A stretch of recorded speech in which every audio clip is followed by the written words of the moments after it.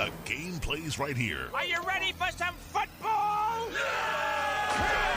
Your sports leader, WOHS Shelby, WLON Lincoln, and WCSL Cherryville Gastonia.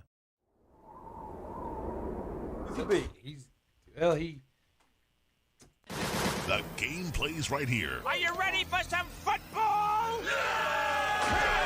Your sports leader, WOHS Shelby, WLON Lincoln, and WCSL Cherryville Gastonia.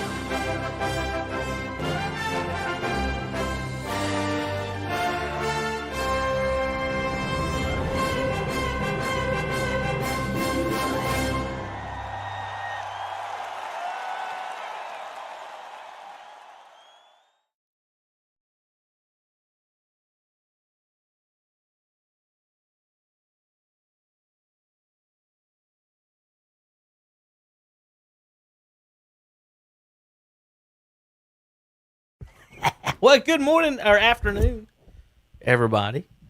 Kevin Hastings here along with Tanner Halbert and Zach Mayu, according to my notes up there. But I'm going to get your names changed just a second. I was doing a little bit of talking, but good afternoon, everybody. Welcome to today's broadcast. I'm Kevin Hastings along with Phillip Russ today, and Tom Centofanti is in the house. And welcome, Tom. There will be a soccer season apparently because I'm getting invites to scrimmages, so looks like soccer season they're going to go ahead with, which is good news. Phillip, you got one L? Yeah, 1L. All right, so that's where I always get. Well, it's just nice to come back to a democratic state and see how you guys are still shackled down. Considering You're in the state Florida, of Florida right? has never shut down. You're in Florida. Yeah, we're already done with football season. We're in basketball season full strong right now. I actually did see that you say that. One of the guys I watched on a podcaster I watched on TV from LA is visiting in Florida this weekend, and he's posting all kinds of like free. Every hashtag is like every tweet is like hashtag freedom because they've just been total lockdown, and he's just been like this is how it should be. And well, I mean, I came back home for Christmas break, and my dad sat me down and went over the North Carolina rules. I felt like I was in high school. He's like, "You got a curfew at 10. You got to be at home. You can leave back out of the house after 5. You got to wear a mask everywhere." I was like, "All right." It's not even a hard curfew. Nobody's enforcing it around here. Right. But it's just I don't know, just it's different. It's crazy that, you know, all the arguments me and Tom's talked about this a little bit in the past, that, you know, it's depending on what the circumstance is, we'll have a states' rights, federal rights argument. I just typed state there. Thinking that, and but each one different, each state's different, and we have different rules, and it's just crazy. I can tell you, there's no such thing as a states' rights man or a federal man. Everybody wants to use the level of government that can get them what they want. Right. So that old "I'm a states' rights man" is bullcrap. That means I'm a states' rights man on this particular issue, but I'm a federal man on the other one. Depends on which government can give me what I want. Randy's got my mouse there, but good afternoon, everybody. What we're going to talk about, for the most part, is the college football. And if Andy was going to make it, we was going to talk NBA preview. We're going to do that Saturday, and then is Hunter coming back Saturday? I doubt it. I haven't spoken to him. I texted him earlier asking if he was okay, and he didn't respond. So that's either. I hope he's okay. I guess it's a good. I don't know if that's good or bad. but Phillip's here all the way from Florida. Drove up yesterday, right, Phillip? That's it. And welcome to North Carolina. As far as I don't, you know, you're talking about the rules and everything down there. Is there any of anything down there right now? I mean, you guys, you've had your high school seasons, and has basketball started? Yeah, basketball started. Are they wearing coverings and? No. So this is the big thing in North Carolina right now. is that the state is trying to make the basketball players wear face coverings during basketball play. I And will was tell gonna you, ask like your opinion on during this. our baseball workouts, so we've actually had open rules to where we could have practice. So we've been wearing like the gaiters on the field. Now those are banned in school, but out on the field, we took the approach of Major League Baseball wore them, and we're able to have a season. So we do all of our workouts with that. Football wise, the only thing that was different was coaches were encouraged to wear their masks. I mean, obviously, they're going to slide down and stuff, but the kids. The only thing we were asked to do is on the sideline to do social distancing the best way possible. But with 80 guys, you're going to struggle with that. Right. The only rule that I didn't like, and we actually had to send it before the school board to see if we could get it approved, because the first couple games, athletes had to bring their own water source to football games. Oh God! And after the first half, they done drank their gallon jug of water, and then after that, we weren't allowed to provide water. So our athletic director had to take budget money and go out and buy water bottles from Sam's Club and stuff. So we were very wide open. Our governor was big on pushing the brick and mortar. I've been teaching in a classroom with 32 to 35 kids in a small classroom setting, just like normal. But it is different teaching with the face mask. But the sports side of it, pre-practice, you have to do a temperature check. Every coach, before they even get around kids, you have to do temperature checks. So the coaches, you got to wear masks. You got to do temperature checks of kids. You got to run an ongoing file because of HIPAA. You have to keep that file secure. So at practice, I got a special folder. I got to do every kid that comes out. They got to have all their paperwork done. But what was really unique, our school system actually made them fill out a waiver, basically saying that if you come to school or you take part in athletics, if you get sick or you get the COVID virus, that you're taking that liability within each family. So they're like basically releasing their liability off the schools. We've not had any problem. I'll tell you, our football team was quarantined at the very beginning of the year. We lost 2 games. They moved them to the back of the season. Once every team was seeded for the playoffs, nobody was kicked out of the playoffs because pretty much everything south of West Palm, they didn't do sports. So like everything like Miami and all that, those guys didn't take part in a whole lot of athletics because it's still kind of like the hotbed in Florida. So everybody was seeded for playoffs. If you got COVID during the playoffs, it was an automatic forfeit, and that team received, a bye and moved on to the next round. Okay. Nobody really had to face that. But like in season, they bumped it around, so they took one of our weeks away so they could, volley that. And they've gotten better. When it first started, they actually quarantined about 80 of us out of the 160 JV varsity. And then later in the year, we had some kids test positive, and it was just like position group. So instead of losing everybody, you lost 4 or 5. So we took more of the approach that the college, level was taking.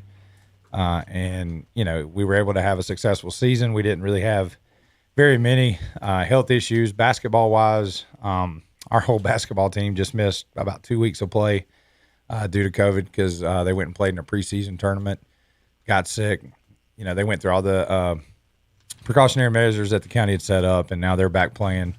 The only thing that I think that everybody's really paying attention to right now is they are focusing more on wrestling because there's no way to really wear a gaiter because wrestling, you need to breathe. Right. And plus your body-to-body contact land on each other. Honestly, just for playing basketball, I don't see how I could have anything covered my face at all. I mean, I don't like walking around with anything on my face, walking around trying to breathe with it, much less trying to play. Like basketball, it was just so much air sucking. Like there's to me that one – and how they're going to do this stuff. I was just wondering, like, how Florida was, dealing with some of that because, like, there's just so many huge arguments up here about all that. How many players are on y'all's varsity roster?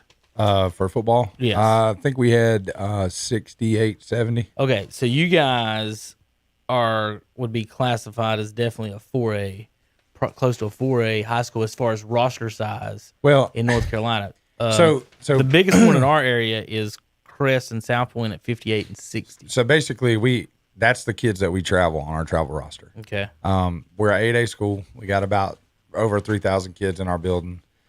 We actually have cuts. I mean, we do have cuts in football because of the equipment. So, I mean, we range year to year. I mean, I think this year we cut a few kids that they were just liabilities, and some kids opted out. I mean, we did, just like college, you had to opt out. So we were sitting 84. And then we had some opt-outs for medical reasons. We had some kids transferred to some private schools just more from an education basis because they were providing better scenarios. I kind of wanted to get your thoughts on before we move on to college that you're in town and everything, because you've coached and lived and worked through the North Carolina system and very familiar with it. Seeing how they do things in Florida. Looking at the new conferences, Phillip, that I've given you, obviously, if you could guess, there's a ton of people in North Carolina that aren't happy. Right. What they were trying to do, right, Tom, was their kind of the wording they used was, we don't want you driving by other schools to get to another school. Right. Which is totally ignorant because, Burns drives right past, West Lincoln or wherever Right. is West Lincoln's closer than East Gaston is. Agree. Okay. So whichever way they did that, but we thought, looking at that, obviously the people who put these conferences together have never been to the western side of the state. By putting Huss and Burns and Shelby in the same conference as Cherryville, Bessemer, and Highland Tech, it's bad enough when East Rutherford and they can't compete with Shelby and they lose by 40 and 50, but now you're putting a 1A team against them. And Phillip, my big thing is, and I'll let you look at this. My proposal is, instead of doing football only conferences and doing it by roster size. And so what you do is you take the 4 previous years' rosters, average them out, and that's what you end up. If you look at the far left column, that's the varsity roster size. Now look at Ashbrook's roster size at the very bottom of that list. Right. They got 1,300 students. Bessemer City has what, 570? Yeah.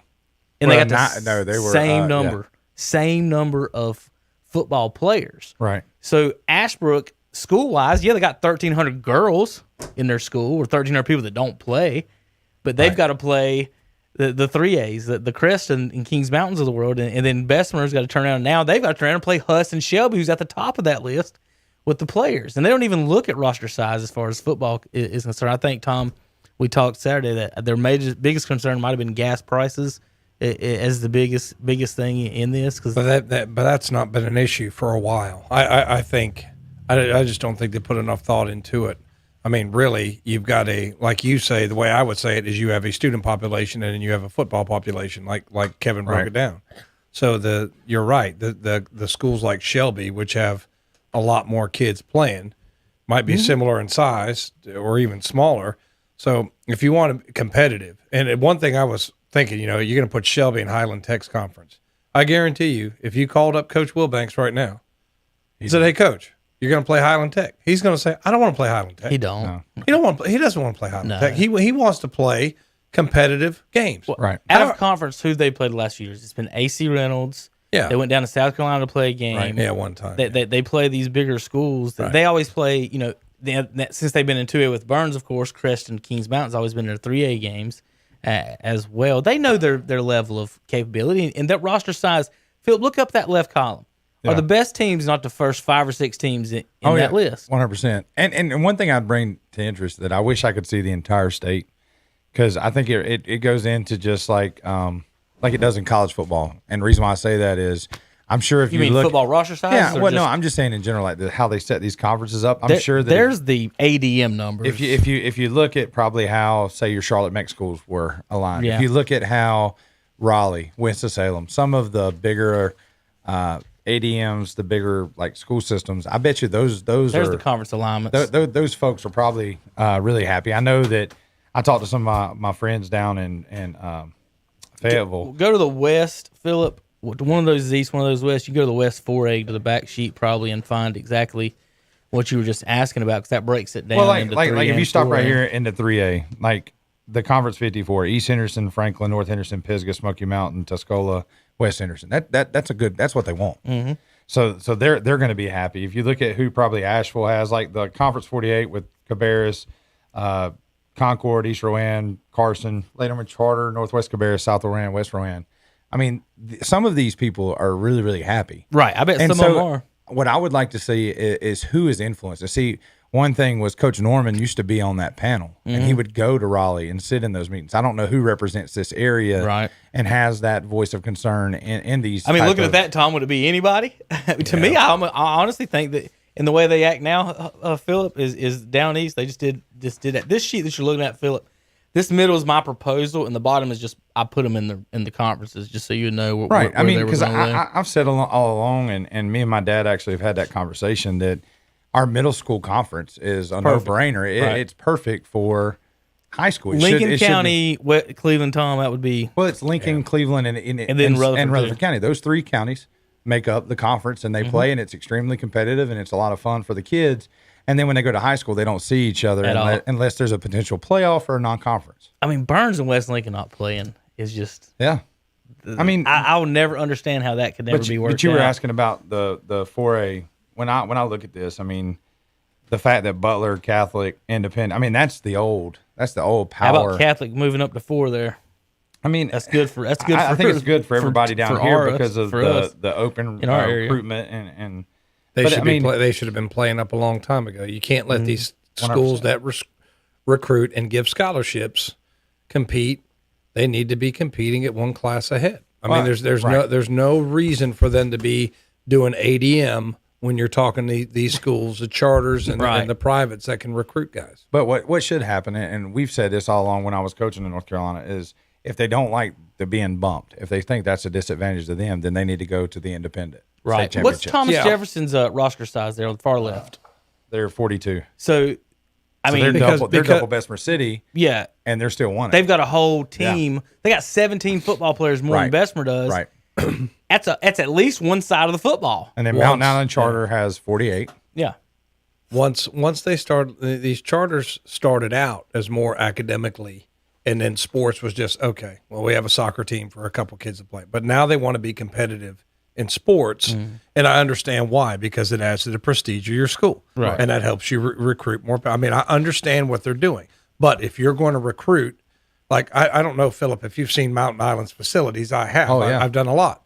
I mean, you're talking the softball's turf, the baseball's turf, the football's turf. They got the state-of-the-art facility. So what you're doing is you're calling Johnny and his dad come down there, say, hey, look at all the facilities here. Right.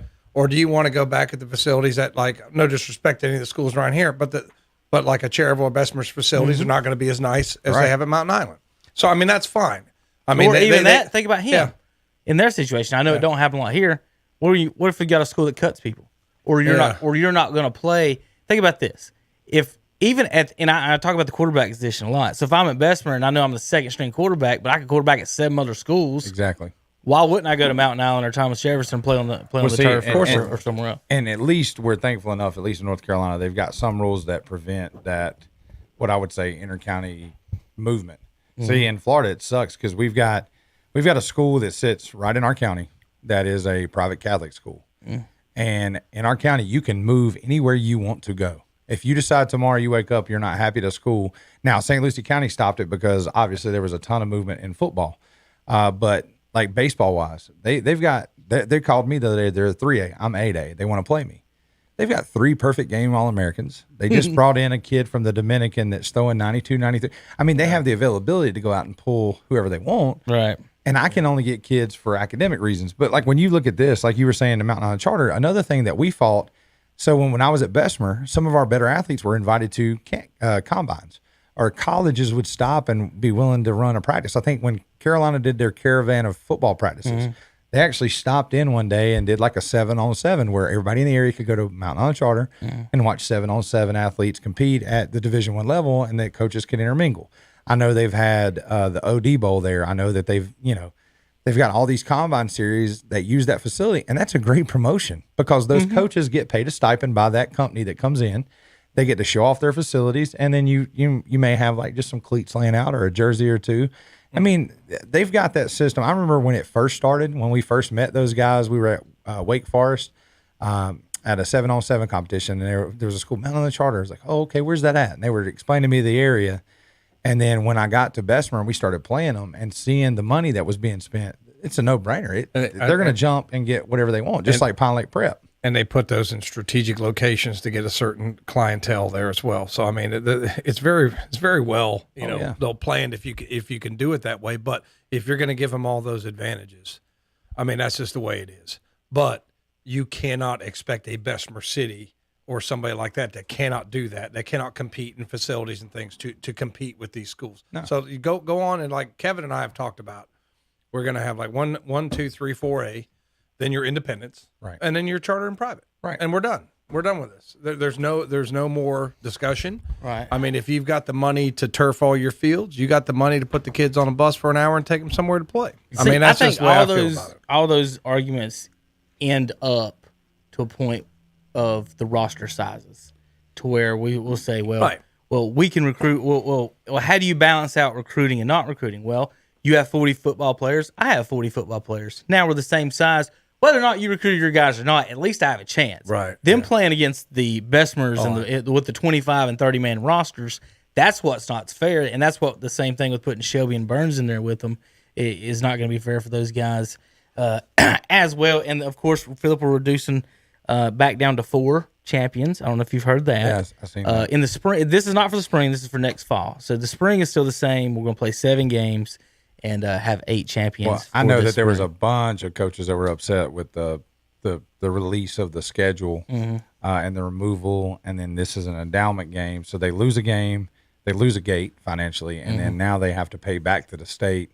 They have to pay back. I mean, there was just I was reading online, it was a bunch of like some of the bigger name coaches, and they're like one of my good friends down at Richmond, Coach Teal. I mean, and Richmond County is probably one of the biggest financial programs in the state of North Carolina in high school football. I mean, they bring the money. It's a 1-county high school, and they don't hurt financially. And to hear his piece, and then Scotland County, Coach Bailey over there, he was breaking down his piece. I mean, you're hearing some of the bigger schools complain. I can only imagine what it's like for Coach Boone at Bessemer City to make that decision of 1A football. Now you're paying that gate.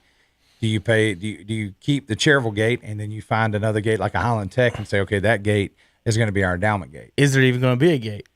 There you go. Is there even going to be fans? Exactly. So, that's another thing. And so we'll get into some other stuff after the show. I wanted to talk to you about Phillip and get you informed on some of this. But I got you guys in here, and this isn't a North Carolina high school football show, but Phillip used to be here and has moved to Florida. I want to get a little input on some of what's going on with us. And so, coming up in the spring, we've got basketball, then football, then baseball, all in one semester, and we're going to try to cram all that in. And good luck to the athletic training groups. Yeah, jeez. Well, it would have made more sense to keep football in the fall, because that's when the virus cases were falling. Right. I mean, it doesn't take a genius to figure out that all diseases spike in the wintertime. So why are we playing football after we've had the winter and a spike in cases? Everybody knew that was going to happen. It would make sense. They pushed the school year up. We started early. Well, start the football early and have a 5 or 6 game season. Okay, if you're going to cut it, but why? What we're doing doesn't make any sense. And a lot of the policies, to me, it's just like, you talk about, you come from a free state, we're a lockdown state, but if you have, like, say, a 24-hour fitness facility, right? Well, you can have 25 people in there at 7 p.m., but if it's 4 o'clock in the morning and some people that want to work out before they go to work at 6, well, now you can't, because we're shut down till 5 o'clock. But your policies have to make sense. And I know this has been a moving target, but it just seems like if you get some heads in the room, I understand the optics. Okay, we're trying to do something. Yeah, but then you got reality. Okay, some people might think this looks good, but I think they've screwed the pooch of this football season, because they're gonna have problems, Phil. They're gonna have problems of when they're trying to start soccer too. Yeah, they're gonna have problems with this. And I'm gonna tell you, the one thing that a lot of people's not thinking about that we looked at, and honestly, Coach, we went through this in our football season. I know there's a big discussion right now, especially in the Cleveland County School Board, about when and how going to school. Are they going 5 days? Or are they still going 2 days, 1 day off, 2 days? I'll be honest with you, and this is just, if any coach is listening, what we tried to do, and we realized our own mistake, learn from our mistakes, because we just came from a football season, is push your athletes to stay virtual. Because if they can't play if you do that in North Carolina. Because, see, the scary thing for us was our athletes were going to class. We done a great job in practice, but we were losing. We lost our quarterback, Mike linebacker, running back, receiver, and a kicker like the Thursday before a football game, because they were introduced to the virus to somebody in the classroom. The rule in North Carolina, if you were virtual, you were ineligible. Does that make any sense, Phillip? Think about it. No, because it's the same thing of that's the thing in North Carolina. It just seems like we've got the competing extremes in North Carolina, and we don't really do anything that makes any sense. I mean, you got some people that act like this thing isn't even exist. It's nothing but a cult, which isn't true. And then you got other people that want to come up with these policies that I guess the optics of it look one way, but in reality, it really doesn't make any sense. And that's the frustration that people are having all across the country is it just seems like our policymakers can't, because we're living in this era of extremes, they can't come up with a sound policy. And the sound policy would be what you were talking about. It doesn't matter if the kid's virtual or if the kid comes 2 days a week. If he wants to play ball, if he's doing all his schoolwork, That's it. I mean, what's it really matter in this situation? 100% agree. Yeah, and I don't, It doesn't matter. I don't And know also- why you would punish and keep those kids at home and say, if you stay at home, you can't. If you're going to be, think about it. I'm going to be safe and stay at home. Okay. But their idea is if you're going to play sports, though, you need to come to school and risk twice. Basically, you're doing something twice. Also, in the school, hey, you need to sit 6 feet apart, wear a mask, space out. But at 8 o'clock tonight, y'all can tackle each other. Yeah. Let's tackle each other at 8 o'clock. Look, I'm telling you, we went from trying to get team virtual to where we couldn't get every kid virtual. They gave us a health room, and our football coaches, like PE coach, could go and stand and be a facilitator in a room where our football players were away. Look, I'm gonna blow your mind. There was a school in our area that literally the principal made the call, so because their football team was undefeated at the time, their girls soccer team at the time was a 1-loss team. It was like the school decided to send everybody home until the season was over, just to make sure that the football team and the girls soccer team could stay intact for the season. Because financially, if that's either one of those teams were to lose gate and not get to play, they were out. I mean, they were going to be hurt. And how sad, but how sad it is if we live in schools that your financial viability depends on the success of your athletic programs. Bad. I mean, and that's another bad just management. horrible. It's just a horrible way to fund education. It's horrible. All right, let's talk a little college football, guys. So it's it's controversy week in college football before the season. I'm gonna go look up maybe. I'm gonna come in maybe. I might have to try it this afternoon. I'm gonna look up our preview show and see who all we picked before the season, because other than Georgia, possibly, I think all of us had the top 4 at some point without. And Phillip, before the season, I'm not a big college football fan. I don't love the sport. Understatement. That's I an pay understatement. attention. I have no love for the sport, actually. I pay attention to it. I pull for chaos. I pull for everything. So all these records and stuff and being different and everybody losing their mind is funny to me, because the college is built on opinions, college football. And that's aggravating to me as a fan in any other sport, to where if you win, you're in. So Hunter and I devised our own playoff system, and what we have done here is automatic qualifiers. So the top 5 are your Power 5 schools. The next 5 are your Power 5 second place teams. 11 through 15 are your Group of 5 champions, and then 16 is your independent bid, and they get the number 1 team hammering in game 1 for being independent. Now, the blue numbers there in the corners, the yellow numbers in the corners are where they're ranked actually in the ranking. So, Phillip, if it was up to me and Hunter, this week we would have Alabama hosting BYU, Iowa State hosting Northwestern, Oklahoma hosting San Jose State, Oregon hosting Coastal, Notre Dame hosting Cincinnati, the Buckeyes hosting Ball State, Gators and Trojans, and Clemson hosting UAB. And the number 1 problem that people have with this is teams like a third place SEC team doesn't get in, and that's my number 1 goal in this format, is to keep third place teams out, no matter what. And if you don't like your conference, to me, figure out a different way and come in first or second. But that's what we've come up with. Thoughts on that, Phillip? Russ? Basically, what he's coming up with is Automatic he's coming qualifiers. up with an NFL style. It's just like, why are the Cowboys, Eagles, or Giants, Redskins, one of those teams is going to make the playoffs, despite the fact they're going to have probably a 8-8, 7-9 record. Right. So the reason is we've established this rule to prevent arguing of, say, that Arizona doesn't get in. Okay, well, we think Arizona's better than the Giants who won that division, so we're going to let Arizona in anyway. Right. That's so what college does. that's what college does. You know, it's like we're going to take a second, or like Arizona might be the third place team in Texas their division. A&M is not in this playoff format. And Some people think they should be in the Final Four. And Jimbo's losing his mind, but you know, it's just at some point, college is going to have to adopt something like this, at least where people know where they stand and know what they have to do. Right. Instead of like, I Yes. remember one year it was Condoleezza Rice and others getting in a little room and deciding who's going to be in the playoff. I just don't think that's the best way to do it. But I think for a marketing strategy, this is great for college football because that's their primary concern is making money to make sure that college coaches still make their 10, 15 million or whatever they're getting paid, the highest paid employees in the state. What Nick Saban is the highest paid employee in the state of Alabama.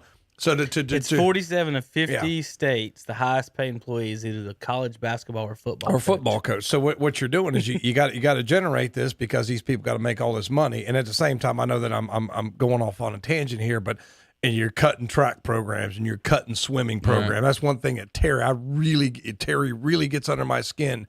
Well, they're not winning championship. I was like, look, we're forgetting what it means to be a student athlete. What? That's a whole nother conversation. And it blows you away when Stanford is the one Stanford lost like 8 programs. Well, Minnesota cut a bunch. Appalachian State cut their men's soccer. I mean, it's just, and you know what they can do. You know what their trump card is, Phillip. It's Title IX.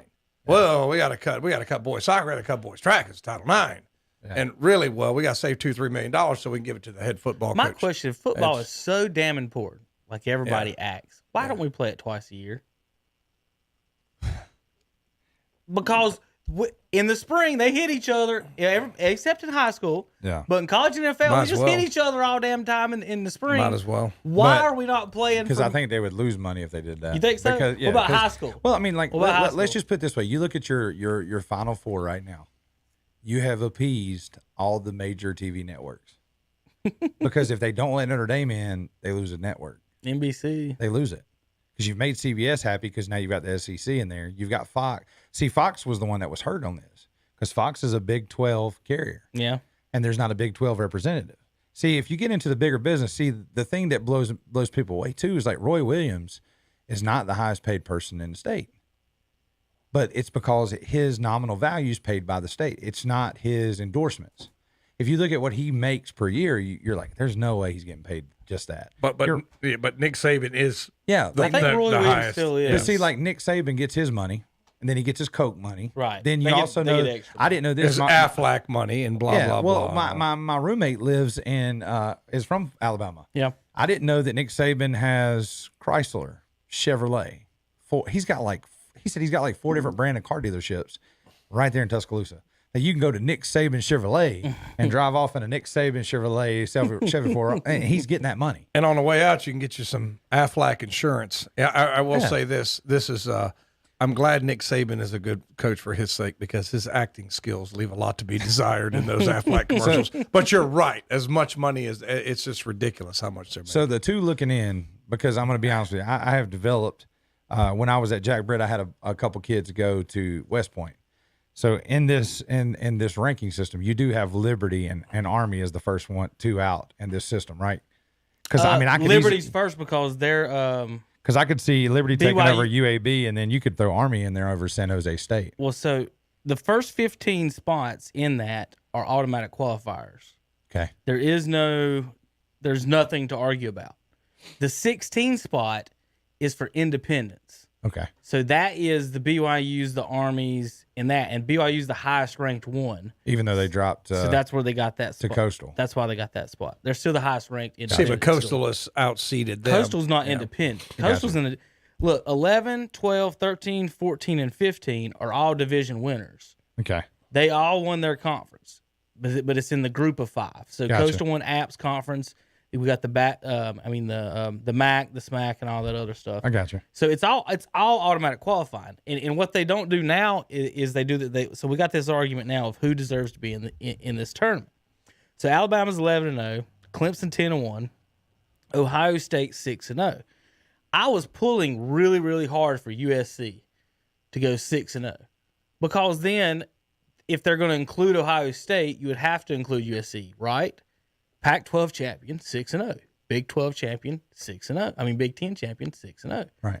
So then I thought they would have been in the conundrum of both of them have to stay, both of them have to go. I don't think you could kick one out or the other. Can anybody tell me what the explanation ever is going to be from the committee why they can't go like they do D1A, D2, D3? Why are they so afraid at the big level? Well, I remember into that playoffs. Didn't Saban say one time, make the season too long? Is the season long enough? Yeah, that's one thing he said. That was horseshit. But I mean, nobody else has that issue, and they never have any problem on the lower levels. All right. With who becomes national. Like nobody's ever said North Dakota State, you've won 8 in a row. Like this system, no, you have to earn your right to be that. So from what I've gathered and got is 2 reasons. One is the bowls. So they have so much money tied into the bowls. How are you gonna ask someone who in charge of whatever bowl it is, the commissioner of each bowl, the Boise State Bowl, I think made like $1.2 million last year. Right. You're gonna go to him and be like, "Hey, we're gonna take your bowl away."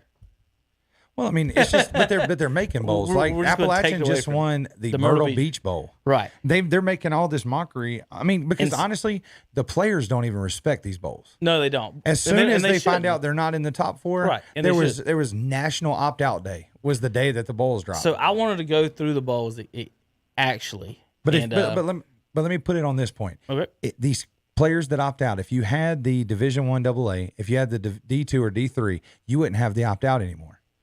Because if Carolina thought that they had a chance, like the local products that we've seen opt out, if they thought they had a chance for the national title, and it's win or go home, and it's like high school playoffs, like to them, to the kids, and to the coaches, it's going to make these coaches, it's going to really evaluate their talent. Because now you're going to see, can a coach play against, let's just be for instance, Clemson has to play Army this week. Okay, they got to figure out how to stop the triple option. Next week, Clemson's got to play a pro-style offense. Next week, they got to play an air raid. The next week, they go back to option. Like, that shows me now that Venables is the best defensive coordinator in the nation. Not because he was picked in the top 4, and not because he's been there in the last 4 or 5 years. We all know the inevitable. Inevitable is probably going to be an Alabama-Clemson for the 5th or 6th time, and nobody in college football likes that. But what happens when a BYU is in the top 8, or then you find a Ball State in the Final 4? Think about how much praise. I mean, you could take every one of these rounds and give them a bowl name. So because it would be like NCAA basketball, and people thrive for March Madness. Why not call it, September Madness or October Madness? I would say you at least have to go 8, Power 5 plus 3 from the group of 4, at least, just to include at everybody. least. And the Power 5 wouldn't go for that because they would say, again, Tom, Florida is better than 6 of those teams. I don't care. I know you don't care. I don't care. That's what the SEC is going to do. Yeah. Every argument we ever had, that's going to be their argument. It's like Texas A&M. Right. If Jimbo Fisher was here, I said, buddy, when you had your playoff, when you played Alabama and you got beat by 30. If you've already been beat by one of those 4 teams, what argument do you have to be in there? It's just like we just saw Notre Dame get beat by 30. Yeah. Okay. So now we're going to put them back in. So what I say is take this money and divide it amongst everybody with a college football program, and quit doing this. We're just going to, if you have a qualifier in your conference, we're going to give your conference the money, which I don't like that. Just give it to all so we don't have to watch Notre Dame again get flattened. Now a lot of people are like, well, Ohio State's going to get flattened by Clemson. Yep. We haven't seen it yet. No, but that's going to be the only game worth watching, because nobody's going to watch the Alabama-Notre Dame game. Haven't seen it yet. And then if you did it the other way, it wouldn't be for money. It'd be more like, okay, well, we're all splitting this money, so it doesn't really matter. See, now it matters if Notre Dame gets in, because now the ACC is getting 2 checks, and everybody knows that. Yeah. So, I mean, it's like if you would just I think you could be more objective if you just got that out of the way. And we know that ESPN's got their hands in this, and these conference bigwigs, and just like that. Well, I forget. There's one more point. One thing I've been critical of the Big Ten is when Ohio State could have went down there and played Texas A&M and didn't, because their conference is so protective of them. Is we don't want them to get beaten and we lose the money. That's it. And that's not what it should be. It should be about the kids on the field. It shouldn't be about executives getting paid. Go ahead. Okay, here's the thing. A big problem that a lot of people have, not just me, that other people have with the bowl system is they'll say, well, why can't Cincinnati get into a New Year's Day bowl? Or why can't this team not in the Power 5 get in these New Year's Day bowls? And the reason is, and if you'll watch them, and we were talking about the rankings last few weeks, Tom, about how the voters shit on those teams. How Cincinnati, per se, keeps winning, and they've dropped 3 spots while they've kept winning. Meanwhile, Florida's ahead of them with 3 losses. Oklahoma's ahead of them with 2. So the last few weeks, what they do in their voting, they position them to where they can jump over them if they win. They just switch them. So they'll switch Florida and it'd been Georgia. If Georgia would have won or whatever, they'd have jumped up there. So they switch them. And then when you look at the bowl affiliates, we're going to go through every one here in a second because I want y'all to look at some of these awful matchups. All the big bowl games on January 1st. Here's the January 1st bowl games. The Peach Bowl, Citrus Bowl are on January 1st. January 2nd, we got the Gator Bowl, NC State and Kentucky.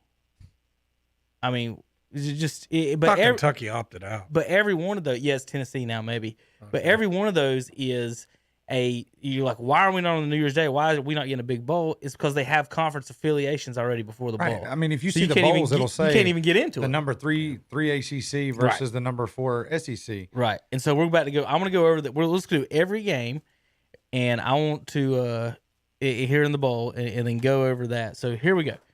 And it's kind of me losing teams are in these bowl games. Have y'all seen this? Dude, I'm telling you, the fact that they even considered giving South Carolina as atrocious of football as they've played They're in a bowl. in a bowl game, Yep. and then they were getting 9-2 Army out. South Carolina's in a bowl game. Every team in the SEC is in a bowl game.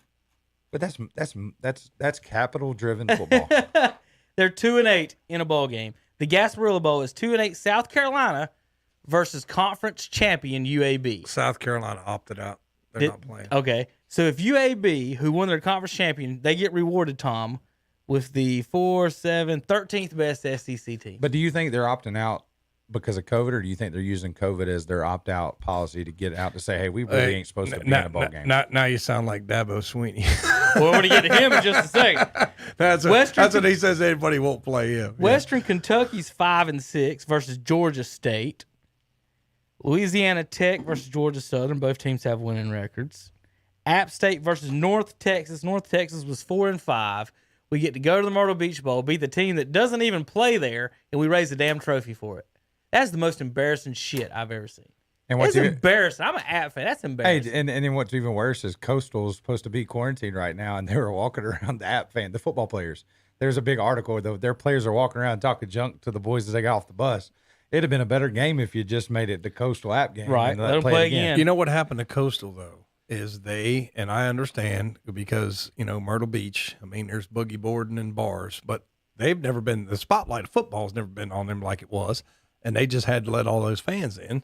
They let too many in, and they were all hugging and kissing and all that stuff. I understand why they're excited down there. Yeah. But now look what y'all idiots did. You gave the football team coronavirus, and you couldn't even play in the championship game. That's it. Now you got two champions. I mean, So- God almighty. I mean, it's like, but if you saw that, and I know that people got different, there was no distancing, no nothing, and then the team gets the damn coronavirus. But I what- forgot we're on the podcast. But That's right. see, So, what's funny yeah. is that happens. Nothing happened to the fallout when Notre Dame. See, that's when you knew Notre Dame knew they weren't good. When they stormed the field when they beat Clemson earlier in the year, and they were all out there dancing on the field. Lawrence but nobody didn't got play. nobody got sick. 5 or from 6 that. guys on defense and they didn't play. And tell me this: how was that a social distance? And how was that numbers? Did you see how The many same people were on the field? Yeah. If all those people on the field that were in the stands, there's no way that they took a hit in that game. So West Virginia was supposed to play Tennessee. Tennessee backed out. Army's in the Liberty Bowl I now. saw that. Yeah. So Tennessee was 3-7. Armed Forces Bowl. This was the good one the Army didn't make. Mississippi State was 3-7 in it. And Army at 9-2. But what they're doing, Kevin, is they just want to play another game. Right. I mean, they just want, if they can, some of these teams are wanting to play another game. So Mississippi State is at Tulsa. So your Tulsa have a good year. You draw the 12th best SEC team. I thought I saw Tulsa get beat last night. No, that was Tulane. Tulane. Tulane Okay, got beat yeah. by Nevada. And In the famous Idaho Potato Bowl. The New Mexico Bowl features Hawaii at 4-4 versus Houston Have you at 3-4. Now, have you heard about that situation? No, I have not. They're- I'm just going down the They're thing. talking about should they fly out and play that game because on the island of Hawaii, they've done a good job managing COVID. Right. They're even talking about their basketball team letting some people in, but being very restrictive of where they send But their is team New to Mexico play. a hotbed of it? Not really. But they're going. I don't know. But I don't know the but, map. But that game's played in Texas. The New Mexico Bowl is played in Texas. It's played in Frisco, Texas. Jesus Christ, God Almighty! Aren't these supposed to be institutions of higher learning? It's played in. It's And we played have at no Toyota idea Stadium. how math works or geography. Well, Arkansas at 3-7 going to the Texas Bowl. against TCU. Which played in Oklahoma, right? Yeah. Well, the Maui Invitational this year was in Asheville. Yeah. And Bill Walton was there, so you know he was smoking weed up there. I mean, Man, gosh we're awful almighty. high up here Oh, in the my mountains of God. North Carolina. Holy cow. The Music City Bowl gets Iowa and Missouri. Awesome. The Gator Bowl, NC State, Kentucky. You said Kentucky backed out, or are they still in? Kentucky, I could have swore I saw Kentucky back Yeah, out. I think they may have opted. The The best bowl game, I think, that's not in your it's not in your updated as playoff if they've backed out yet on here. is going to be your Cure Bowl. That's going to be the Cure Bowl between Liberty and Coastal Carolina. I'm is gonna counting be- losing records right now. Wake Forest versus Wisconsin is 4-4 versus 3-3 in the Duke's Mayo Bowl. That'd be one of the best ones. Did you see Hunter? Jesus Christ, Phillip. The guy is trying to buy the Bills. Okay, he owns this $1 billion bidet company. He's trying to buy the Bills, and then he's trying to purchase the rights of a bowl game, and he swears to God he's going to call it the Toilet Bowl. That would That's be awesome. nice. That'd The be great. Buffalo That'd be Toilet awesome. Bowl. Well, so That'd be I'm just going to go ahead and tell you, you think they're opting out now? Call a bowl the Toilet Bowl and see how many people opt out of that. Hey, but Why what- can't what- we get Quaker Oats to do, or and the- Fruit Loops to do the cereal bowl? Hey, then you could flip it and you could go back to the Water Boy to have the Bourbon Bowl. Who would want to play in the Bourbon Bowl? Ooh, yeah. Well, they might want to play in the Bourbon Bowl. Everybody does. I'm playing the Bourbon Bowl, but I mean, it's, All right, Tulane, you mentioned that. That was in the Potato Bowl. Was that the one that someone got in? Yes, they got in trouble for dumping. They dump French fries. They dumped French fries On the head I saw coach. that, on the head yeah. coach, Yeah. and they drew a flag. Yeah. Why? Because the potatoes went on the field, like the French fries went on the field, and they said it was a hazardous product on the playing surface. So they were Well, flagged. they are very, now those turf fields, they are very particular about what yeah. goes on that field. So I mean, I don't blame them for They're that. just pouring greasy fries all over the field. Yeah, they don't. I mean, like seeds. Like when I go on those fields, that's like awesome. yeah, they Some of our don't want seeds, seeds yeah. on the field and stuff. All right, let's see. In the Camellia Bowl, Buffalo plays Marshall. Auburn plays Northwestern in the Citrus Bowl. Colorado against Texas in the Alamo Bowl. San Jose versus Ball State in the Arizona Bowl. Miami versus Oklahoma State in the Cheez-It Bowl. Outback is Indiana versus Ole Miss, Tom. You're Indiana, you go 6-1, and you get a 4-5 Ole Miss team in the Outback I'm Bowl. just going to tell you, Ole Miss might beat them. Yeah, and to be honest though, I mean, that's not a bad pick for them because Indiana's now playing an SEC opponent. Because And- people got to and with remember that- that conference carries its weight. Without their starting quarterback. They're 8th in the SEC. Because you remember the year that UCF won their national championship Yeah. when they beat Auburn. Yeah. Auburn was really bad that year. Well, a lot of teams Auburn's don't got even a new try. coach now, A so lot of yeah. teams, a lot of teams, when you talk about the when they back Boise out, State. when players back out of this, especially it does affect the bowl games. But in general, Tom, you finish third in the Big Ten, you get the eighth team in the SEC. You can't be in 6-1. Can't be thrilled about that at all. Outback, yeah, you kind of want to go to Outback Bowl, but not against them. Ole Miss. I've got 8 teams with losing records by my count. I could have missed one. Oregon against Iowa State, 4-2, 9-3 in the Fiesta Bowl. And then, what about the Cure Bowl you're talking about? These teams are supposed to play each other anyway on their schedule. If you're Coastal Carolina, are you mad that you didn't get a big team to try to take down? I think you're mad if you're them. Yes. But I think the people that are over the Cure Bowl, that was genius. When they seen Well, that they're game happy get you're canceled, that increased their money. Right. Because that was going to be a huge game on ESPN. And when it didn't get played, granted, Coastal got the opportunity to pick up BYU and for BYU to come and travel in. But that game, to me, I think that was one of the highlights of college football. That you had 2 teams. You had Hugh Freeze, ex-SEC coach, coming in and doing what he did at Liberty and turn around. And you got Chadwell doing what he did at the Does beach. Coastal not belong in the game that the Tar Heels are in? Should they not be in there against Texas A&M instead of a 3-loss ACC school? The only reason why should they, yes, but it already had those You're their right. precursors It's of the predetermined. conference. Yeah, So you because get- they already knew they were in there. Because the way that the Orange Bowl works, the Orange Bowl gets the best ACC team not taken by the BCS. Yep. So you get Clemson taken, Notre Dame's taken, then Carolina's your number 1 ACC team now Yeah. based on the bowls. So that's where they're at, and that's what I was mentioning. The system earlier is why I have a problem with it. Is that you end up with North Carolina, who probably doesn't deserve to be there, and then Coastal at 11-0 is playing Liberty. Like, everybody would love to see Coastal and Texas A&M. Yeah. I would watch that. That would be awesome. But now, but it would be it might be a shellacking. Who knows? So I'm not too sure. It might not be. But even if it's not, like, it turns into those games where does Texas A&M do they even take Coastal serious and they opt out? Oh, we got Coastal, and then take that ass whooping, and then they take the beating because they all back out. UCF's playing BYU in the Boca Raton Bowl. We're going to talk about North Carolina. Just let me finish the list. Oklahoma's at Florida, Alabama, Notre Dame, and of course Clemson and Ohio State. Tar Heels. You were telling me earlier. Chaz is opting out along with some other players. Yeah, Chaz opted out. The Ami Brown and the Carter, the running back that made. You know when you were getting those phone calls from Miami to go play defense for them when they weren't able to tackle the running back, that was the running back that was making them. It looked like Marshawn Lynch playing college football again. It was horrible. That game was horrible. Horrible. Gosh almighty. So Texas A&M gets North Carolina, Tom. Who do I got? Right. Who do I got? Well, if those, we're going to talk about it Saturday. Who's opted out for? It's actually next weekend. We'll pick it. So nobody's opted out that I've seen except maybe one receiver for A&M.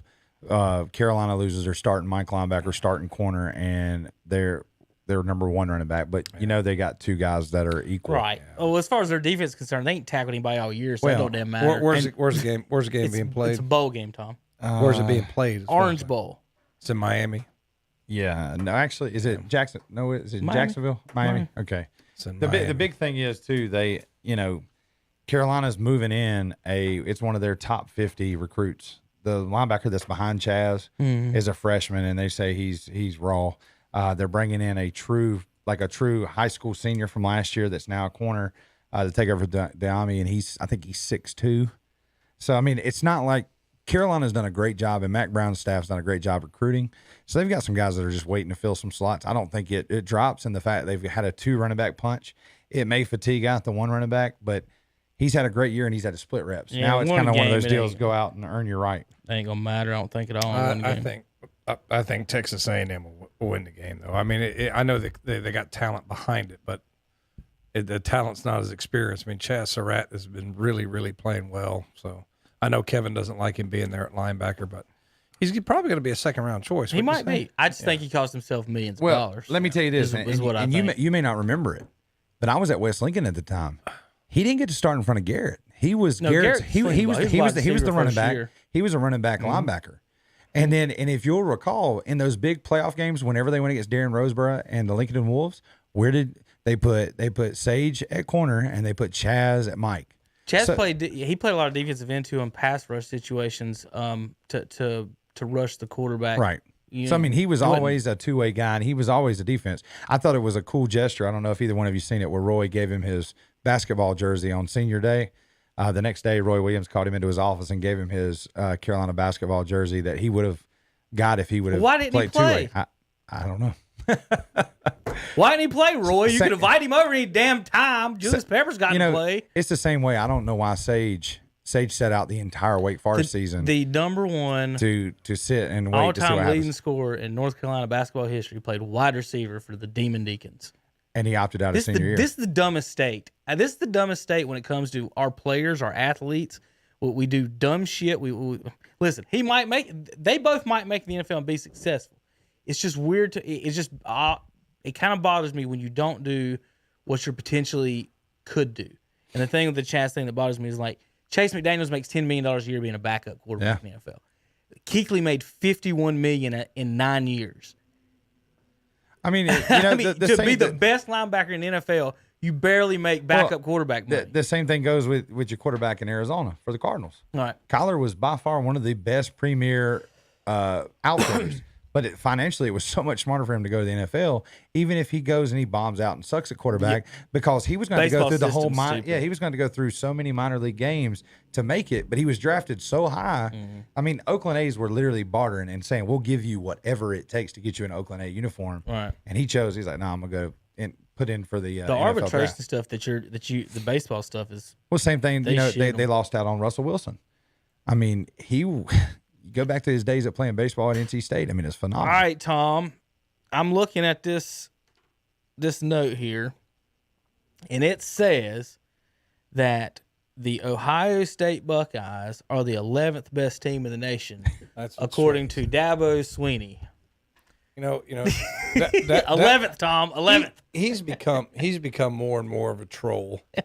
And what I mean, and it's just like I don't know, like Trevor Lawrence, in my opinion, is the best player in college football. Probably should win the Heisman. I think you got an argument from Alabama in the way. I mean, really, I think you got an argument with that kid too. But Right. It sort of takes away from it when your coach is on national television, basically saying this kid's name needs to be on the trophy. It's not even politicking for your kid. It's the way he goes about his business. I mean, he's like redneck corner lot car salesman as opposed to, he's supposed to be a professional. There's a lot of things about him that aren't professional that I don't like, but it works. That's why he does it. It works where he's at. Yeah. What he does works well where he's at. Well, I'm going to tell you, he's got to hate it, though. That is quite some locker room material for Ohio State. Right. That's what he didn't want, and that's what he got. But I tell you, if Trevor Lawrence was quarterbacking for my football team, I'd be out there running my mouth too. I mean, it's just like one of those things. It's like, but I don't know if I would say you don't deserve to be here while I'm about to play you. Yeah, like, you're the you 11th. don't even deserve to be here, Tom. That's fear talking to me. If I had Lawrence and I had Etienne and I had that defense, I'd probably be running my mouth too. Not quite the way he does, but I understand why he's so confident because the talent level of that team is so high. Now Ohio State's got a lot of talent too, but you talk about the games. Sorry, they didn't play enough games. That's what Jimbo's crying. He didn't play enough games. Some people ain't even played it. Games help you, dude. Yeah, it does. I mean, I don't understand why everybody says it's an advantage. And he should be he should be excited at this point because honestly, I watched that Ohio State game. It was against Northwestern, and I'm going to be honest with you, that was hard to watch. It was a tough. The play call was rough. I mean, they're out of sync. And what happened in that game, I feel like hurts. If they don't beat Clemson, that hurts Justin Fields' opportunities to even be in the Heisman run. He doesn't look confident. Yeah. And it's like, I never really think about it because, you're a football coach. You think more of this. I'm more of like a football fan. I'm watching the game. What's wrong with you? But if your number one receiver is out, all right, now we got to move our number 2 to the number 1 slot. And then we got to put this kid in. He's really talented, but he hasn't played. And now everything's off. It's the same thing on defense. Like my number 1 corner's, okay, so now I got to take the outside corner, move him to slot. Now I got to take a nickel guy and put him at. And then when you do that and you get misaligned, and it causes all kinds of problems. Right. And then you could tell Fields, and there's a couple times where he gets frustrated, and then he tries to do too much. Yeah. And like in the Indiana game, had a really bad interception. And if you watch the Northwestern game, he almost had a really bad interception in that. Yeah. If he would have got more on it, it'd have been another bad interception. And and Pat Fitzgerald does a lot more with a lot less talent. Right. He gets all, and I knew Northwestern would be ready to play that game. Now they weren't on the talent level as Ohio State. No, but you could see that Justin was forcing things, and he was also trying to make things happen. Right. Like you'd say, he would go to his check down and it was like, God, it's not there. I got to force it. Right. And he's trying to force it. And I think that he's got some issues that they need to get worked. You know what works those issues out? More games. They hadn't had more reps. So apparently, I guess Dabo's issue is 9 games because that's what Cincinnati played. Right, and there he had them ranked ahead of Ohio State. There might be. I guess that's his. Like that's my thing. Is that if your argument you haven't played enough and don't deserve to be here, one you're maybe scared if you're saying you don't deserve to be here. Like if I knew I was going to beat you, but put me in. That's what's below the surface. We were competing for this guy and something maybe underhand. I think there's more to this story than just Ohio State being deserving. Knowing how grueling a football season is, though, the reason why I would say you don't deserve to be there is my guys have had to bang it out for 10 games or 7 or 8 games. They've been brutally beat on for like 8 weeks. You showed up. You played 6 weeks, and now brutally beat on by Georgia Tech. I mean, that's right. Now, a lot of those games. But I mean, a lot of those games. I mean, like you think that Florida Bama game. That was a tough game for both those programs. Yes, that's different. That's when you ask them to schedule 5 more, or let's say you needed 3 more games. Right. Okay, we'll play the Citadel. That was Yeah. who Clemson played, the Citadel. Right. So, Yeah. so are you telling me Ohio State to qualify for the national championship, you need to beat the Citadel? You need to beat that Georgia but Tech team. whatever 'cause happened, we got like- tested against Georgia Tech. But before COVID, this is my only question. Before COVID, there used to be you had to have a win-loss bracket. You had to meet this criteria to get a bowl game. Yeah. This year, that all went out because you have 2-win, 3-win, and 4-win teams making bowl games. And I think Dabo's point is, you got a team, and he's he trying ain't to. said he's- nothing he's about trying to- Mississippi State No. playing in those other bowls. So is that his point? Is that No, you're okay to play in the other honestly, bowls, at the end but of you're the not day, okay to play at the in end of this the day, bowl? you're not going to hear Nick Saban say anything because I don't think there's any of those three teams even come close. If you'd have threw a Florida in there, he'd have been like, "Ugh, this could be a tough game." His again." argument's numbers. Yeah, So, but I'm it's saying, his like- argument then that even Mississippi State, who's 3-8, should be in the national championship over Well, Ohio but, State. But here's the deal. Where's his line? I is what think I'm if trying to get to. I think if you're sitting there as Clemson, Yeah. what in the back of your mind is, dude, Alabama's going to walk through Notre Dame, and it ain't going to be a feat. I mean, they're not going to have to go crazy to beat them.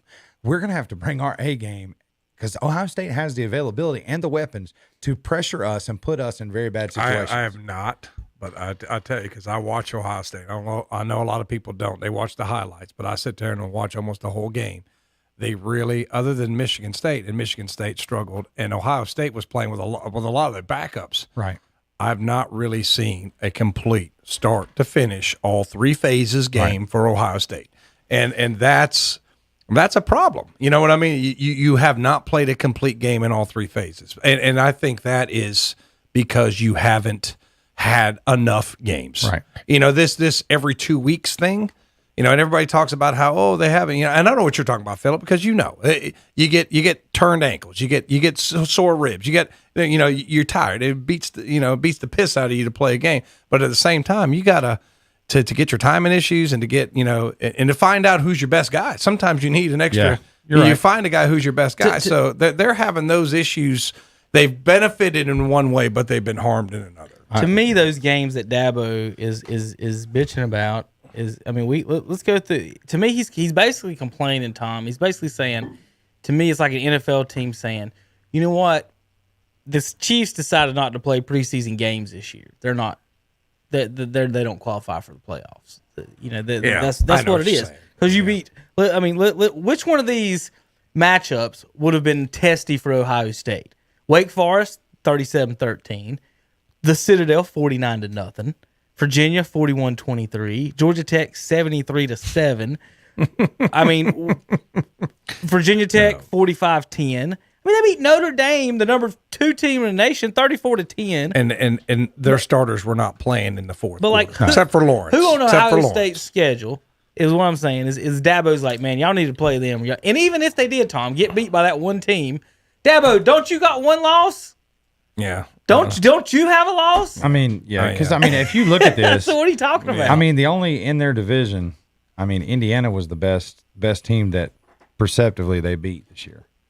But you forget that they beat early in the year after coming off that sitting phase. They beat Penn State 38-25. They beat everybody they needed to. They Obviously, were, 6-0. look, but in a lot of those games, Indiana, they're up 35-7. It's close at the end. Penn State, they're up big. It's close at the end. Right. Rutgers, you look at the Rutgers score, it looks closer at the end. Right. It was like 42-7 at one point. They simply, I don't know what it was, but they could not. They did not play all three phases a Right. complete game. And to me, that's all right. We're playing this week, or we ain't playing next week, or we're going to play again. This guy's out. He's our starter, and they've had a lot of lack of continuity. And if you don't have that, and that's one of the reasons why Dabo was crying at Florida State. And I might be wrong. Did he bring people who Yes. had tested positive Yes. and traveled? Yes. You see, that's kind of going into the. You're talking about the Florida State Yeah. debacle. Yeah, you where- see, but when you're really good, you want to play everybody anyway, because not only are you going to get your starters some more time, some of these guys you're going to get a look at. That's Right. why if he goes, he knows he's going to beat Florida State. Well, I'm going to get Lawrence is going to pad his numbers. He's trying to get the Heisman. We're going to get a chance to play this guy and this guy and this guy. I mean, I understand why he is, but I think he's one of these guys that actually thinks that people are using COVID to get an excuse to play me. People are dying of this. I mean, so I'm not saying shut the whole. I'm not like one of these people, but you got guys that have it. They're probably going to live. They're probably going to be all right. But you don't want to travel with those guys and Well, here's to play a game. If you look at this from a coaching perspective, when I'm reading this schedule, they went against Boston College and won by a touchdown, or actually less than a touchdown, but won by 6 points. Then they lose in double overtime to Notre Dame. Then they had to go to Florida State. I'm telling you, like, they can say what they want, and he can use the COVID opt-out, but it almost looks like to me he had to right the ship, and he needed that extra. He needs the game. He needs the game. You're right. Yeah. You're damn right he needs the game, and Ohio State needed that Maryland game. Yeah. They needed that Illinois game.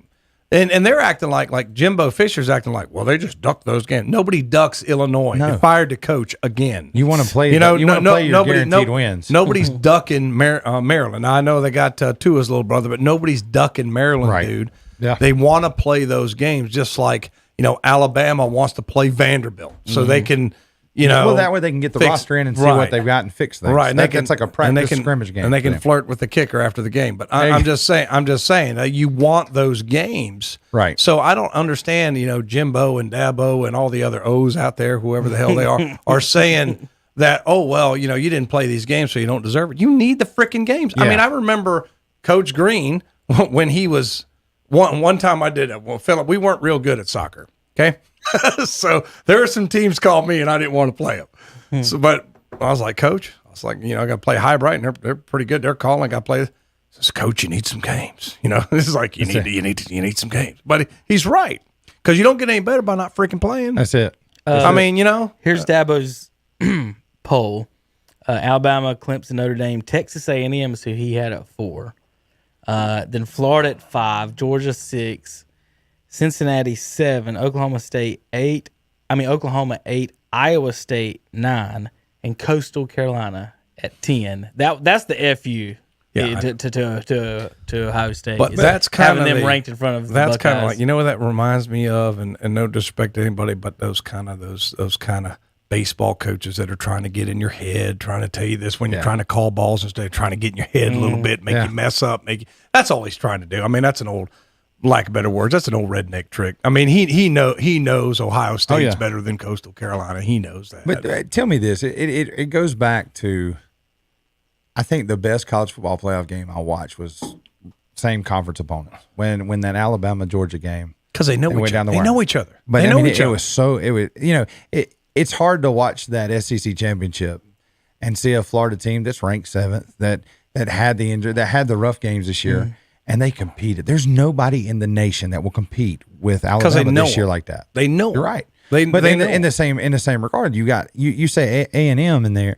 If you don't let either one of those two in, why does Oklahoma not? They won their conference, and that's the third biggest conference in football right now. Yeah, you got to let in Oklahoma before you let in Texas A&M. But it's just like we said before, Texas A&M, you had your playoff game. That's it. You had your playoff game. You got beat by 30. It's done. That's the same thing I would say to Notre Dame. I don't care if you've won. You had your playoff game. You played an ACC championship. And your conference championship game should be your play-in to the playoff. And a lot of people are telling me, well, Clemson's going to beat y'all by 30. Guy that's on this show. It's like, okay, but we haven't seen it yet, right? I'll take that bet. We don't know that yet because we haven't seen that. I've seen Notre Dame's best against Clemson's best, and it's not close. Right. So I mean, why? I've seen Texas A&M's best against Alabama's best, and it's not close. So even if none of these games are close, we haven't seen it yet. Right. So, from a fan's perspective, it's like, look, I guarantee you, Phillip, it would be the same thing. Alabama would get way ahead. They might come back because you're going to make some business decisions once you get a big lead. You're not going to let Trevor stay in. Right. They're going to make a business decision. Mac Jones is not going to stay in. Right. You're going to make a business decision, and then the score's going to look a little closer than it did. But at the same time, man, it's just we've already seen it. Why are you crying? I mean, if now Texas A&M, if it was a 35-30 game, Texas A&M has an argument. Right. But we're a better team than. You got beat by 30. You got beat by 30. You know who gave but in the same regard, I mean, shouldn't Clemson sit there and say the same thing looking at Notre Dame like we beat you by 30? With our with all our backups. How does Dabo think that Notre Dame deserves to be there more than Ohio State? Because Notre Dame kicked their ass. Notre Dame being there, number one, Gets him more money. It doesn't matter. It gets him more money. Number two, we know we got them. And I'm sure he's pretty confident that he's going to beat Ohio State. But he hadn't beat him yet. You see what I mean? I think y'all might win. I'm not. It depends. It depends on if they can get everything straightened out. Like what a lot of people don't. It's just like, Myles Garrett for the Browns. He had Kevin, I feel there's the real COVID and then there's people that tested positive. I don't know if that makes any sense.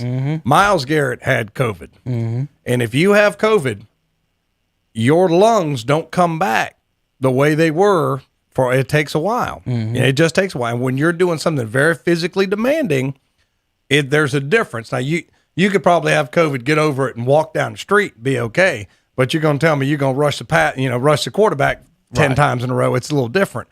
So we're going to see that, a lot of these players that have had it for Ohio State, I mean, did they test positive? Did they really how bad was it? Because they had a lot of guys out, Kevin. They had a lot of guys out. So if they can put it together, I like the way Ryan Day handles himself a lot better than Dabo. I like the professionalism he's always approached his job with. He's not out there crying all the time. He's not firing back at him. That's what I like about him. That this is we're handling our business, and from the other side, I hope they do go in there a little too confident because it's like I said, when you got Lawrence and Etienne and the defense is very good. Yeah, I can understand why they're confident, but you can come in a little too overconfident, a little too cocky, and not be prepared, and we'll see what happens. Dabo to me seems like why does he? I don't know. Does he think he's a superstar? He does. But he is where he is. He is where he is. Like who? Like what other? You don't see like Roy Williams, and I'm not just saying it just because Roy or whatever. Just in general, Roy, Coach K, they don't comment on other teams. It's embarrassing, and he comments a lot. It's on other teams. It's embarrassing the way he conducts himself, from my perspective. Right. But his people like it. Right. That's why he does it. And like him or hate him, he's getting more attention to his program and things like that.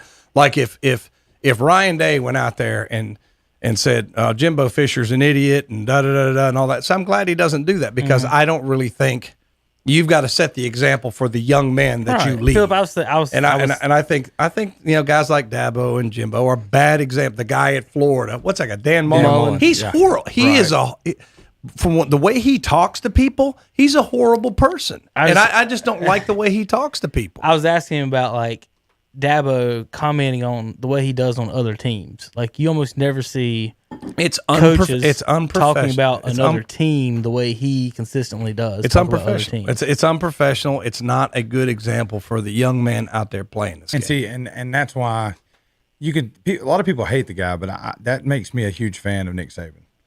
Like honestly, if you think about the media, sit there. I don't know if you ever. I love doing it when I'm on my planning period, and I've got like 10 minutes left. I just type in like Nick Saban YouTube clips and just watch how he talks to the media. They're like, "Hey, you're playing Georgia Southern this week, and I guess it's going to be a good time to get Tom Centofanti in there at defensive end and see what he can do." And he's like, "How can you predict the game? Like they could come in here like they did 2 years ago and run right through us, and we couldn't even stop them." What do you call it? He's like.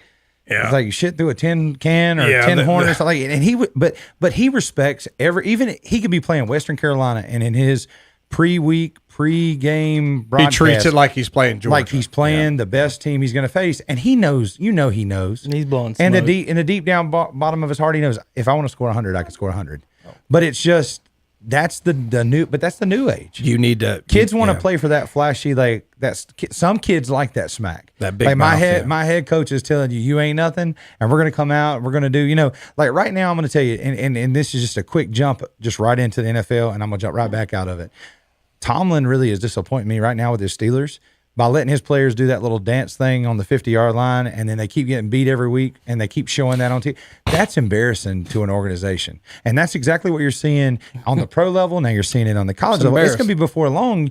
I don't know. Did you see the I don't know if y'all even talked about this, the high school kid out in like Texas where he runs out and he tackles the official on a play. Saw that. I didn't see it. I saw it. It's terrible. So it's basically like we talk about all the time on this show is the trickle down effect. Oh, yeah. And, today's game and today's society, when you have that coach that gets outside of the professionalism, does the junk talk, the kids are going to do what? What do you expect to see when Clemson goes to the 50? They may be all in and they may be whatever. They're going to challenge Ohio State and have some pregame push and shove and hype up and all that because, well, my head coach told you was the 11th best. So I'm in your face. Let's go. I'm challenging you right now. Let's go right now. Yeah, it's going to be a dogfight. And you know what Ohio State knows last time, they should have beat them. They were up early. You got to score touchdowns. Right. They threw the kid out of the game for Ohio State when there was going to be 4th and 20 for Clemson. Instead, you get them a first down, then they get a touchdown. So, I just think that in a matter of 10 years, there have been a shift from very humble and very appreciative for the role that somebody's got to now you gave them a little dose of success, and now it's changed. Like I don't get how you went from getting you're the interim to now you win 2 national championships and you've been in the mix every so many years. And recruiting's gotten better, but now you're getting outside of your identity. Like, be who you were when you started. Be the same guy. There's no going back for him. He's not going to change because he knows this works for him where he is. Yeah. Now, like you put somebody like him at like an Ohio State or a Penn State, it's not going to work. I mean, I'm just going to tell you, that type of person is not going to work. But where he is. Well, you never know, so because that's why they did say the same thing about Cam Newton going to New England and playing in the system and the organization that he went to. He couldn't be. Yeah. So, I mean, it just shows you that the game is changing. The day that I think college football truly takes just a mind blown is when you have a Notre Dame or an Alabama change their uniform. You see that, then you know the times truly have changed. They won't. I will respect Alabama for never having, and even Ohio State. Well, Ohio State came out there in black helmets before. I'm like, this is not. Well, like Penn State. Penn State's truly not. I mean, some of these schools have stuck to their mark. Penn State, but I'm telling you, like Alabama has the ugliest colors and uniforms in the history. But they've never changed of sports. They have never changed. Back when Forrest Gump was running touchdowns on kickoff return, it's the same uniform. How about this? Notre Dame is 0-6 in the BCS New Year's Six bowl games. Okay, Notre Dame has not won a major bowl game since the 1993 Cotton Bowl. So there you go for your Notre Dame. I've never been about it because I never agreed how you let a team get to where they go by picking it. They are the epitome of NCAA. I don't even know how the NCAA can put sanctions on that school because they basically snub and say we can't get all our money if we don't stay out of conference. We're going to play whoever we want, whenever we want. We're going to get I mean, somebody said their contract's coming up. I heard something about it was on like a podcast that their contract's supposed to come up, and it's one of those deals they've not been. But why would they ever change history and give up their broadcast rights? But they're the. I mean, it's like it's bad, and it's a really anecdotal comparison to say they're the redheaded stepchild of NCAA, but they really are. They get to do what they want. I mean, that's not a stab at Irish folks at all, but. Notre Dame gets things that other schools. You can take all the stabs at them as you want because it's. But they don't get held accountable like some of these other schools. No. Like Notre Dame's always in the mix. They're always going to be up there. But whether they're bad or not, they're always going to be considered to be good. What I would tell Notre Dame is if you don't play in the conference, you're not welcome in the college football playoff, period. I mean, that's what I would tell them. You want to make all your money off NBC? That's fine. You're not. They won't. You're right. They're going to get by with it. They've always gotten by with it. They will continue to get by with it, and it's just one of those things they should not. I don't know. The conference thing don't bother me as too much because I think generally they have a harder schedule than Clemson and Alabama play because Clemson and Alabama play the Citadel in Western Carolina. I mean, they do, but Notre Dame does not play Western Carolina. But in the same regard, they want to be accepted into like the basketball conference because that benefits them. Right. Football, they look and they snub their noses at the ACC and say, you don't really benefit us. They're not going to benefit because Clemson's going to beat them every year. That's why. I mean, that's why. Unless what happened to Clemson last time, and when the pandemic's over, you're not going to beat Clemson. Right. I don't care. They're not in the foreseeable future. They're not going to beat Clemson. I think they had 14 of the 25 5-star athletes like on the team, there's 25 or 30 5-star athletes in the ACC, and 14 or 17 of them are on Clemson. Yes, there's no way. I mean, it's just like half of them are on Clemson. Some guys know what to tell these kids to get them to come. Right. Saban, even Ohio State. Ryan Day, he's got the top recruit in the nation. The last 2 years gone to Ohio State. Just the checks they write. I mean, Well, that could be it too, but I wouldn't put that past anybody. But it must be nice to be able to get 10 number one draft choices every year when you're already the best team. Yeah. I mean, that's kind of the way college is. It's the opposite in pro football, which I'm going to jump in the NFL. Boy, the Jets screwed themselves. We're moving to that right now. Just 2 seconds. Here's Notre Dame's schedule from last year. They do got a couple of questionable ones. Bowling Green, New Mexico. Then they played Georgia, Louisville, Virginia, USC, Virginia Tech, Michigan, Duke, Navy, Stanford, and Boston College, and then ended in the Cheez-It Bowl with the Iowa State Cyclones. We're going to the NFL, but I wanted to fill up one quick comment on this. I'm going to read you this tweet. I just want your reaction. Okay. NBA TV is so desperate for a LaMelo Ball highlight, they just showed a highlight of him making a no-look pass to a guy who was covered and then got his shit swatted. Have y'all ever seen this is so weird to me. Like, his daddy went nuts about the first one, Lonzo. Yeah. He was on every show ever talking about he's the greatest, he's going to be number one. We didn't hear a peep of him about this kid, and ESPN did it for him. Like, it is amazing to me that we'll sit there. You can sit there highlights and click on Charlotte Hornets, Phillip, the next day after a game. Have 5 highlights, and they'll all be LaMelo passes, and he had 0 points. Have you got your Big Baller brand tennis shoes yet? No, I do not. I hate the pick. I hate I hate everything about it, and it's the biggest bunch of garbage I've ever seen in my life. And you picked a guy at number 3 who to pass it to people on your team who aren't good enough to be picked number 3. How does that make any sense? So anyway, they're just hot garbage. I want to read that tweet and see what you thought. Tom says I'm being too hard on him, but he won't trade me if he was running the Cavs. He won't trade me their pick for him. They got it. I told you it's because of his daddy. I don't want his daddy bringing the rent riot up there. I like you know how he plays. I'll tell you exactly how he plays. He's like every kid that I've ever played with. I've played with kids like this. They think in to defend him for 1 second. They think the cameras are on them at all time, and they're a walking show, and they're I call them and one players. So they'll try to make this no look pass or behind the back dribble, or while I'm guarding them, they'll do 9 different dribbles and then do some weird pass. I'm like, but you didn't go nowhere. You didn't do anything. And that kid gets the hype. It's the kid at the park who crosses somebody up, and everybody goes ooh and runs everywhere, but then he misses the layup. And that's who he is to me. Is that he just wants to be cameras on. He's always you don't want to criticize somebody for laughing and stuff, but he's not. I don't think he takes it serious at all. It's more like this is fun time to him, and it's going to be a bunch of how bad can they drop? They've never made an Eastern Conference Finals. Shit. All right, NFL. I just wanted to ask Phil about that tweet since I hadn't talked to him about the LaMelo Ball. Just hot garbage. Give him some time. To do what?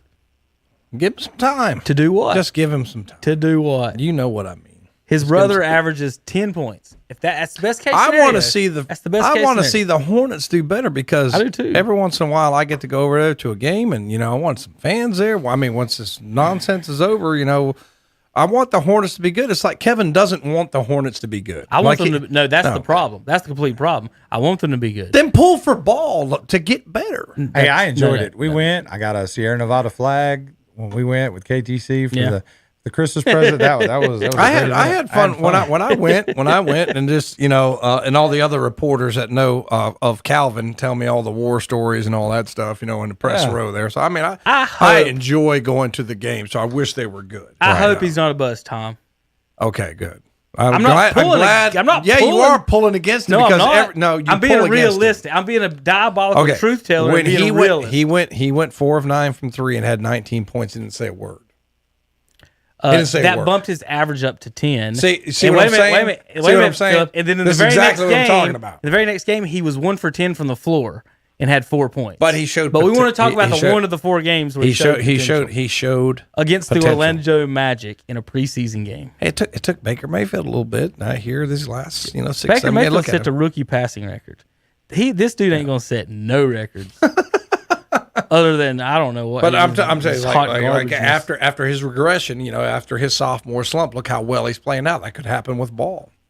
He could be really, really playing well. Phillip, here's the first game for the rookies.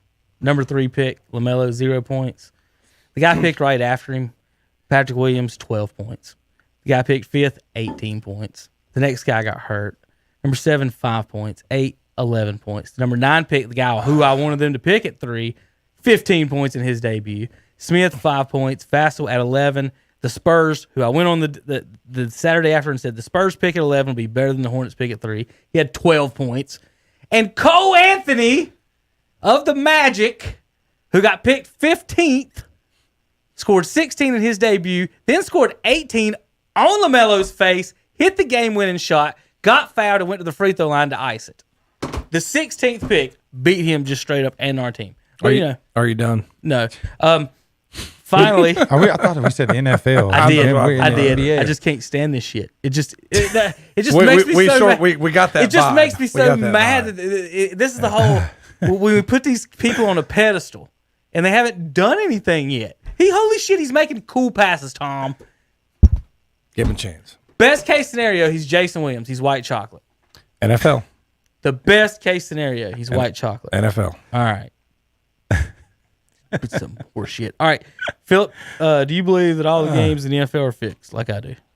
I think they got. I don't know. I'm gonna give you 2 examples. So about 4 weeks ago, Seahawks and Eagles, team was down 9 points. No, 8 points. No shit. It was 23-9. Let me think. Let me count. 7 to 7. What's 14 plus 9? 23. Okay, so it was 23-9. With a minute, 10 seconds left in the game, maybe. The team down 9 scored a touchdown. Do you go for 1 or 2, Phillip? It's now 23-15. Do you kick the extra point or do you go for 2? You might as well kick it because you're not. You're down 4. You were down 2 scores. No, the Seahawks went for 2 because the spread was the 7.5, and they beat the spread with a minute left in the game, knowing they're not going to win this thing. Was their kicker hurt? No, they just did the spread. Now Sunday, Ravens and Browns. Ravens favored by 3 or 3.5, depending on what time you bet. Browns are down 3 with the ball. Last play of the game, what do they do? They ran the lateral play out of the back of the end zone for 2 points for a Ravens cover. My buddy's driving up. My buddy's driving up from Florida right now. Andrew just texted me. He's one of my assistant coaches. He said, just tell him that it's fixed. It's all fixed. Every bit of it. I know it is. Kevin, how can you get 53 guys on 2 teams, including the entire coaching staff, to know a game is fixed and nobody says anything? You don't have to. Yes, you do. Mm-mm. Kevin. I only need one person. Kevin. No. Whoever touches The coach. Kevin. I just need the coach Kevin. or the ref. Well, the coach has to tell the players what to do. And then the players are going to get suspended. Well, if it's fixed, I want to know why Pete Carroll called a slant instead of giving Marshawn the ball on the 1 yard line in the Super Bowl.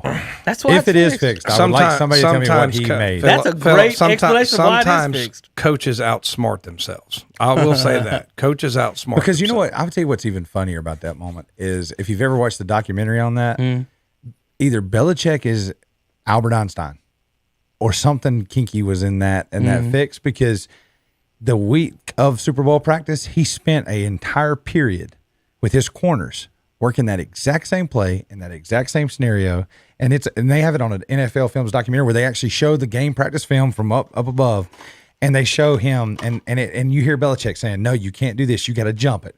It's a 1 in 1 chance that you're going to jump it and make the play or get PI, but let's just live to another day." Because he was trying to go around from his backside and swat it. He's like, "No, you got to run right through him, run right through the pick, run right to it."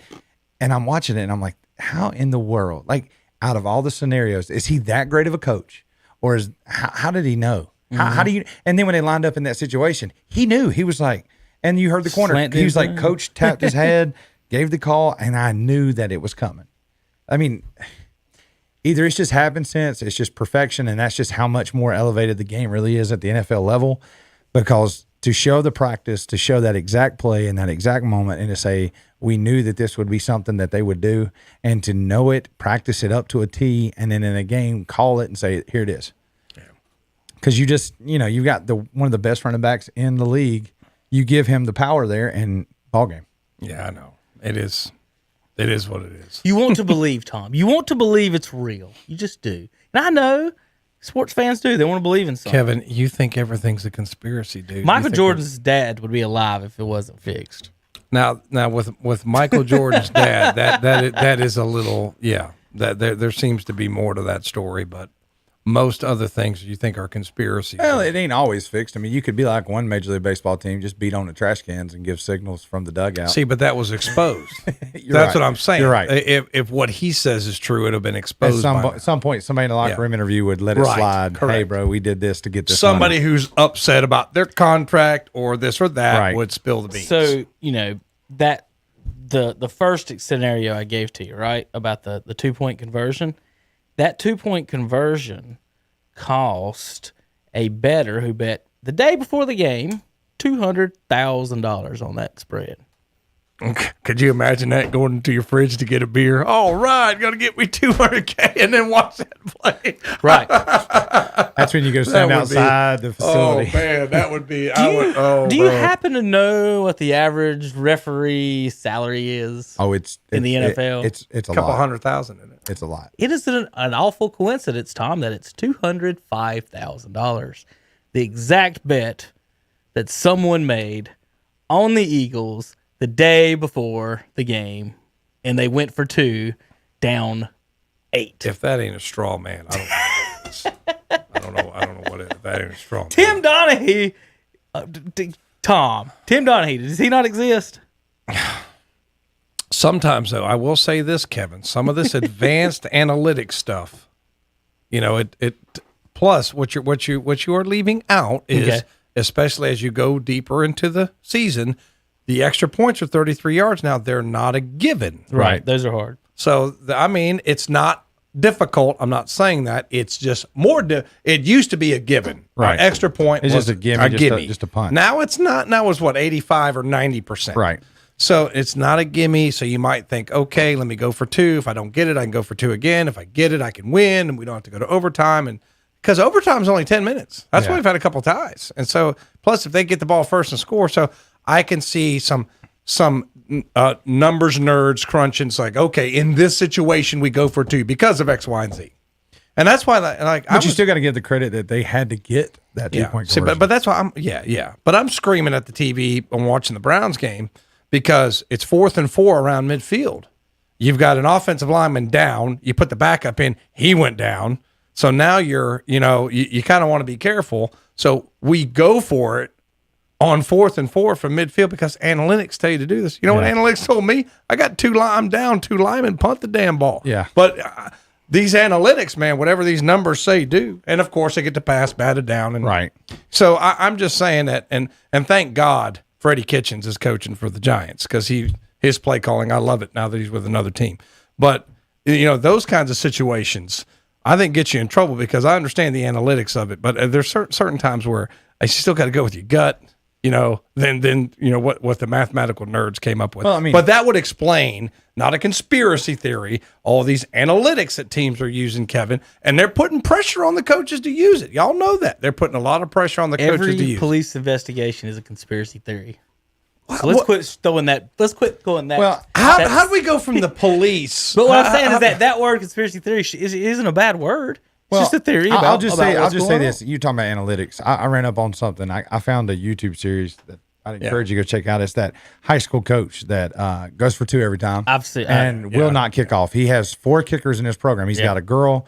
He's got a soccer player. He's got a guy that he just taught that. I think it's Pulaski, Arkansas. Yeah, and ESPN did a story on that about 10 years ago. Now they've got a series. Yeah. It's kind of like he all doesn't these punt. QB1. He doesn't punt. He does not. He goes Ever. for it.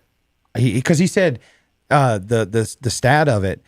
I forget who he did and how he drew it up, but he did all the data and said that this college of mathematicians said that 4 downs you should get 10 yards. Right. They mathematically use your 4. You're wasting an offensive down Giving it to the other team to give the ball away. And then he said, like, he was talking about the kickoff. He said, you're kicking it off, you're giving them 50 yards versus 30 more yards to go, but you're always 50-50 in your chance of getting the ball. And he's won like 7 of 9. Yeah, in 9 years he won 7 state champions, and he scores an ungodly amount of points because he never punts. Yeah. He will not punt. Every now and then he does have a rule. It's like if it's 4th and more yards that you have to go backwards. So if you're on the 20-yard line and it's 4th and 30, we're going to punt this one. You see what I mean, Tom? Like, so every now and then he will. But he's going for it on 4th and 12 from his own 20. Oh, yes, yeah, no problem. 100%. Yeah, we're going for this. and they get it a lot. And nobody, and they don't go for his job because it works. But who's he playing, though? Who's he playing? His idea in high school, though, is kind of a good, though. Think about this. If you're a punter in high school, what most punters, kick it 25, 30-yard averages? Right. It ain't much. And that's what he was saying. You're not gaining anything, so you go for it. But the crazy anything under 10, stat, I probably would. You were asking like who he plays. Like most of those games, he's like, if we get one onside kick out of the game, we win. And I mean, I'm talking about he's winning games like 56 to 53. That's how I used to be on Madden. He onside kicks every kick, every single kick. That's how I used to be on Madden. If I used to tell people, I'm like, I don't care how you score. If I stop you once, I win because you ain't stopping me. That's it. That's how I guess he is. And that's how he plays. So I want to read 3 quick things about the fixed stuff. Vontaze Burfict, everybody's favorite football player. Is he in jail? No, not yet. He said, you don't want to do anything to impact negatively on the game, but I do believe that the referees throw certain flags in certain times and do choose who wins out there. Now, I will say this. The referee screwed Sean Payton. And I will say that. They did screw him in that play. Who were they playing? Oh, is that where... past week was Kansas City. No. He could have gone to the Super Bowl. Oh, Minnesota. Was that the Minnesota game? The Minnesota Miracle game? No. The year that there was pass interference. I know what you're talking about. There was obvious pass interference on the other team. The Eagles. Yeah. The Eagles. Yeah. I think they screwed Sean Payton because that was so. Because I was like, okay, there it is, and there was no flag. I was like, no, they screwed him on that. So, Burfict said, I honestly think some of the games are rigged. The refs pick and choose when they throw the flags. There are flags on every play, and they just decide which ones to throw and which ones to call. Now, there could be holding on every play. Right. I will say that. Benny Cunningham, former Bears player. Well, you saw that in the App State game. Cam Peoples broke for his 4th touchdown. They called it back. He ran the next one to like the 3-yard line. They were like, well, you can't flag them continuously. If they're not going to tackle them, then stop throwing the flag and let them score. So Benny Cunningham, former Bears running back, says the NFL scripted, but they make us sign non-disclosure agreements, so we can't go into any detail. I'm tired of holding back, and I want to talk and tell the full story. This was like 3 weeks ago. So that was... Who said that? Benny Cunningham, former Bears running back. A guy who's no longer playing, correct? Well, right. Someone playing, Tom, isn't going to come out and say, hey, guys, our game's okay. Well, somebody not playing is just pissed off that they're not playing. I don't know. Well, that's what the... God, Tom, you're such an authoritarian. I'm not an authoritarian. That's what the powers that be would say, Tom, would be, oh, this guy's just mad because he got cut. All right, Phillip, you've coached a long time, man. Who causes some of your problems? Little Johnny, who's not getting to play, so he's gonna be a pain in the ass. And if it ain't Johnny, that's what it is. Mom and Daddy said. As Mommy and Daddy, we're gonna be said, my boy ain't playing. I'm gonna be a pain in the ass. These guys do the same thing at the professional level. No, I ain't gonna get into that one, Tom. We'll just you're not gonna get into it because it's the truth. No. About what I was reading about this one, if I was gonna say about that, no. But I mean, like, you can't expect someone in the league making millions of dollars to come out and say it's fake, and now I'm not gonna make any money. That would almost never happen. But to get it done, no, I don't believe it's the players at all. I do believe that the referees and the owners and the powers that be do it. And you can just go from there. So looking at the playoff track, I do want to talk about that as we quit with our silliness and everything. Pulling this up. So you mentioned the Jets earlier. Browns got the Jets this week. Tom, if the Browns win out, are they the division champs? Well, is it clearly in there? It's not clear, no, because if Pittsburgh beats the Colts, then they have the tiebreaker. Okay, that's why I didn't know what the tiebreaker was. Because they'll have the better record in the division, so that would give the tiebreaker to Pittsburgh. Okay. So That's the tiebreaker, is the division. yeah, Okay. the first tiebreaker is the division. The second tiebreaker is conference. So they need Pittsburgh to lose 5 in a row then. They need Pittsburgh to lose 5 in a row. But I know you don't remember, but the '86 Jets did that. They were 10-1 and lost 5 in a row, and then almost beat Cleveland in Cleveland. That's when Mark Mosley missed like a 30-yard field goal, and then he came back. That '86 game was like the longest playoff game because it went into double overtime. Are you telling me the MVP missed a field goal? That's crazy. That would never happen today. Did you know that, Phillip? The Redskins Mark kicker Mosley was was MVP. the MVP. He's on the same level of MVPs with Cam Newton. Oh yeah. Yeah. Phillip, have we seen Cam start his last game or games in the NFL? Is these his last 2 games in the NFL? He's going to get another chance. Where? That's the question. But will he get to play? Yes. I mean, just Where? Denver? Chicago? I wouldn't be shocked if he went to a Chicago. Chicago's in salary cap hell right now. But there's nowhere else. Yeah, I don't think Chicago or Philadelphia is too. I mean, Who's bringing him in? Panthers? What are they going to do? Let's get to that. So, they fired Marty Herney this week. A lot of fans are happy. I've got a friend who tweets about every week something hateful towards Marty Herney. I mean, it's like, I'm talking, guys, it's religious. Like every draft pick, every move, it's a Marty Herney bash fest. A lot of people in the organization like him. A lot of people that's worked with him say he's a good guy. But a lot of people don't like his football decisions and where the team's gone. He's been there for quite a while, a lot of people think. So then moving on, Matt Rule come into the season. Nobody expected them to, win the championship or anything. In fact, our picks this year before the season, I can tell you exactly what we picked. I had them at 5 wins. They're sitting at 4. Okay. As a group, we went through and checked them off, and I think we had them at 4 wins. So they're sitting at 4. So before the season, as a group, we had them at 4, and I had them at 5. What they did was draft 7 defenders, and they improved their defense from the worst defense in the NFL to about the 22nd. I guess the questions now are they going to – I don't think they can financially, smart-wise, cut Bridgewater now. But right now, Phillip, Tom, I guess, last weekend we talked about the Cowboys were in the 4th spot. And if they win, they won 2 games in a row. Yeah. They went from the 4th pick to the 9th, but now the Carolina Panthers are in the 4th spot. And looking at the standings, ahead of them in the picks will be Jacksonville, who we all think will get Trevor Lawrence, then the Jets and the Bengals, then the Panthers. Well, Bengals aren't picking a quarterback. Will the Jets pick one at 2 if it's not Trevor Lawrence? Will they pick Fields, or will they just stick with Sam Darnold and pick a good defender or an offensive lineman? And then that leaves the Panthers at 4, Phillip. Where do the Panthers go here in Matt Rule's 2nd year? At the number 4 pick, is it Justin Fields? Is it staying with Bridgewater and picking an all offensive lineman or a stud defender? What do you think the Panthers, as we are Panthers affiliates, everybody here that was watching and don't know, it's hard to are tell gonna do? with him. With Kevin, it's hard to tell. I don't think you draft a quarterback. I think because I like Bridgewater. I just I'm good with like him. Bridgewater. I would say this: you got to find something to get the pressure off McCaffrey. You got to get him some help.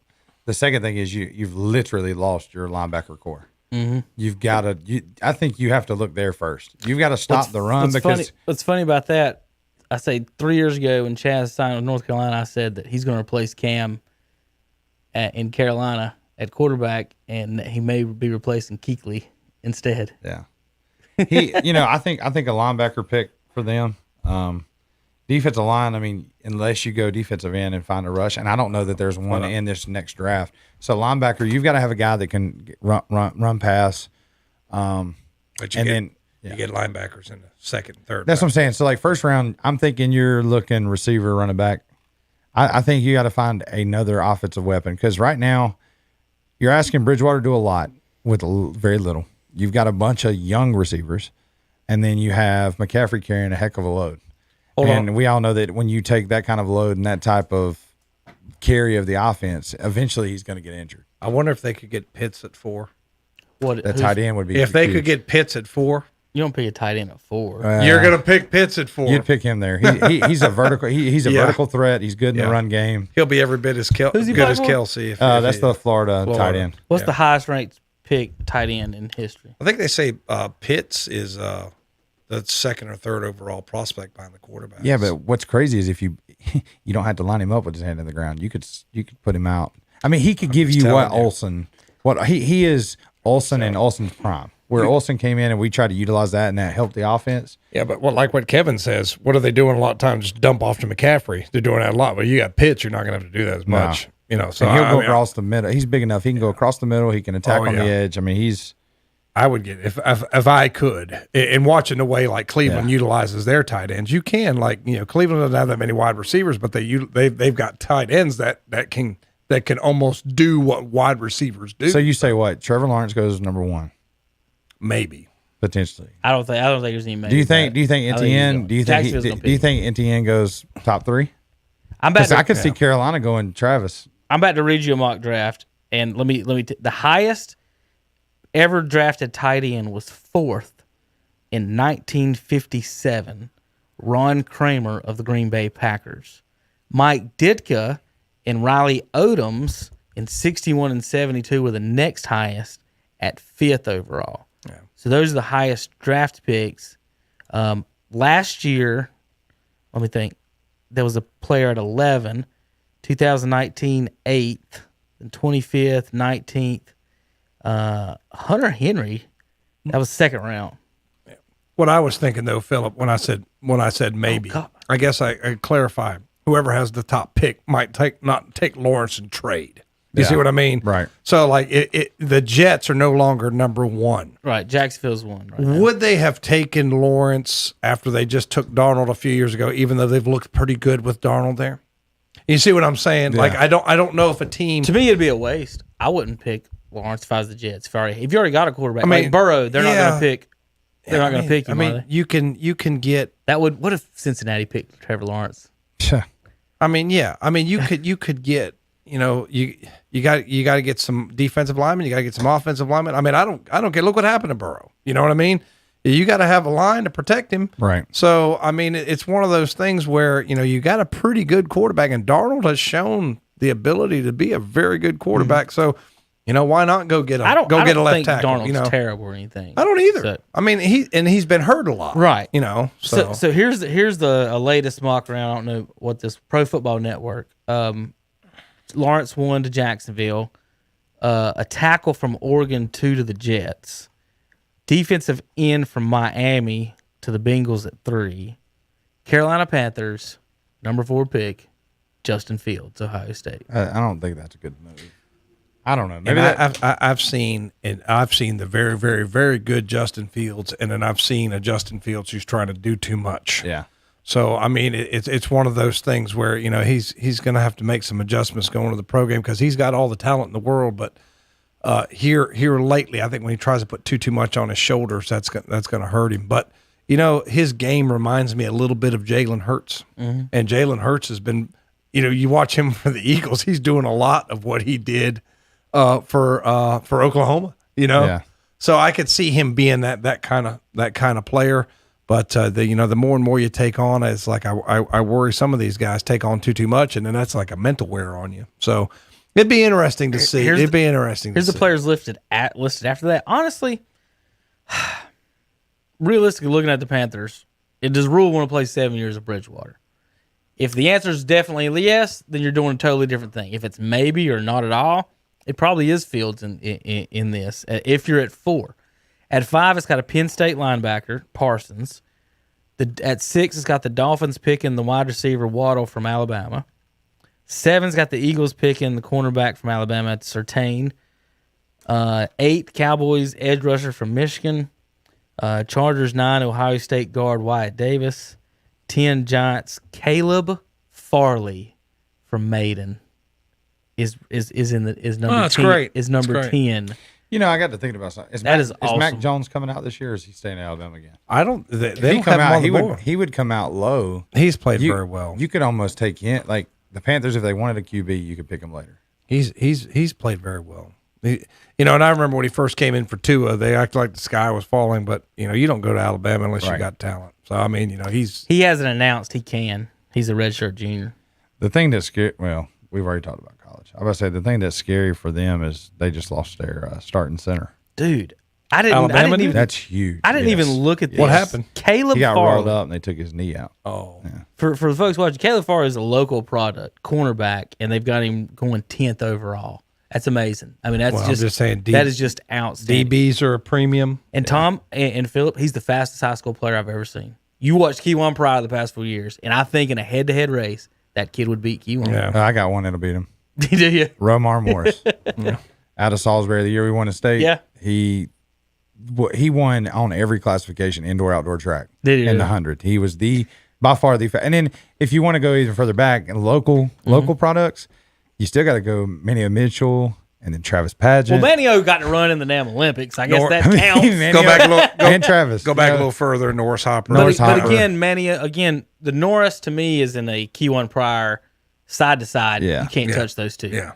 The Manios, even when I talk to Rob Roop and the Crest guys, they don't even really rank them as being the best receivers or speed that they even had Well, that's all right. on the football. That's Manio those is going to guys. be the first Cleveland County resident to be an Olympic sprinter and bobsled team Is member. he on the That's bobsled? cool. Did you not see? He just I didn't see it. released publicly that That's he cool. is training. So Manio's and going cool runnings on us? He is going cool runnings. He is going to be a part of That's a awesome. two-man bobsled team for the Team USA. You know, he ain't driving it though. He is the push guy man. in the He ain't back that driving gets it. it Yeah. gets it I was going to say, going. you know who they need to call is the former bobsled champion himself, Herschel Walker. There you go. He's the man. AKA UFC fighter. But Caleb Farley, real quick, at being 10, I think that's the number one cornerback or number two. That's just amazing. One to be corner to me, and Phillip, coaching it. To me, those are the best athletes in the world. They have to be. They can't catch worth a shit, but by God, you have to be an awesome athlete. And it's the worst job in the world because you mess up really, one you time at really, 6. you really fail more than you succeed in Yeah. that position. Do you see the guy in the Cincinnati game who should have had a pick of Roethlisberger late in the game? and We're right there. Oh, he hit him in the chest, and he was just like, I was like, whoa, oh my God.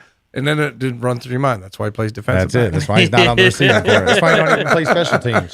I mean, it took Dion forever to get some play on offense, and they finally put him over a little bit. He still couldn't catch that. Like he caught like Terrell Owens caught, which wasn't great. Sorry, he was working on catching that little white thing for the Braves. Right. He wasn't worried about the football. It says Caleb would be a player who could come in and make an instant impact. Injuries are a concern, but he's a dominant quarterback when he's healthy. He didn't even play this year, so he's healthy. I promise. Where did he go to school? Virginia Tech. Okay. Yeah. And I need to find the video on it, Phillip. I've got it somewhere. It maybe on one of our YouTube channel of me doing the game when he played Lincoln, and it was the year Sage transferred to Lincoln. So Lincoln put Sage at free safety to spy him, and he was beating him to the corner. Wow. Now angles and everything, and Sage is a great athlete. They were hiking him the ball, Phillip. They were running quarterback sweep, and he was beating Sage to the corner. This dude, one of my calls, 15 yards, it was just wow. I was amazed. It was like watching. It was close. Besides Keywan, watching him zigzag, but straight line speed, it was close. I'm watching a Tecmo Bowl. It's like a 2000. It's like 2004 Michael Vick on Madden. That's that is what it looked like. Was the quarterback would just take off. Just go, and there's no way. Yeah, I mean, if you're beating Sage to the corner, on the spy, you could freaking move. Yeah. And they weren't trying to throw it. They didn't need to. They were just quarterback sweep. Stop it. It's crazy. All right, guys. NFL going to the standings. Here's your playoff teams right now. As of today, Chiefs. Oh, wrong thing. Chiefs 1. Bills are 2 now after 3 straight losses from the Steelers. So the Bills are 2, but it don't matter because only the one team gets the bye. So Bills 2, Steelers 3, Titans 4, Browns 5. Tom, they'd have to go to Tennessee in round 1 if it ended today.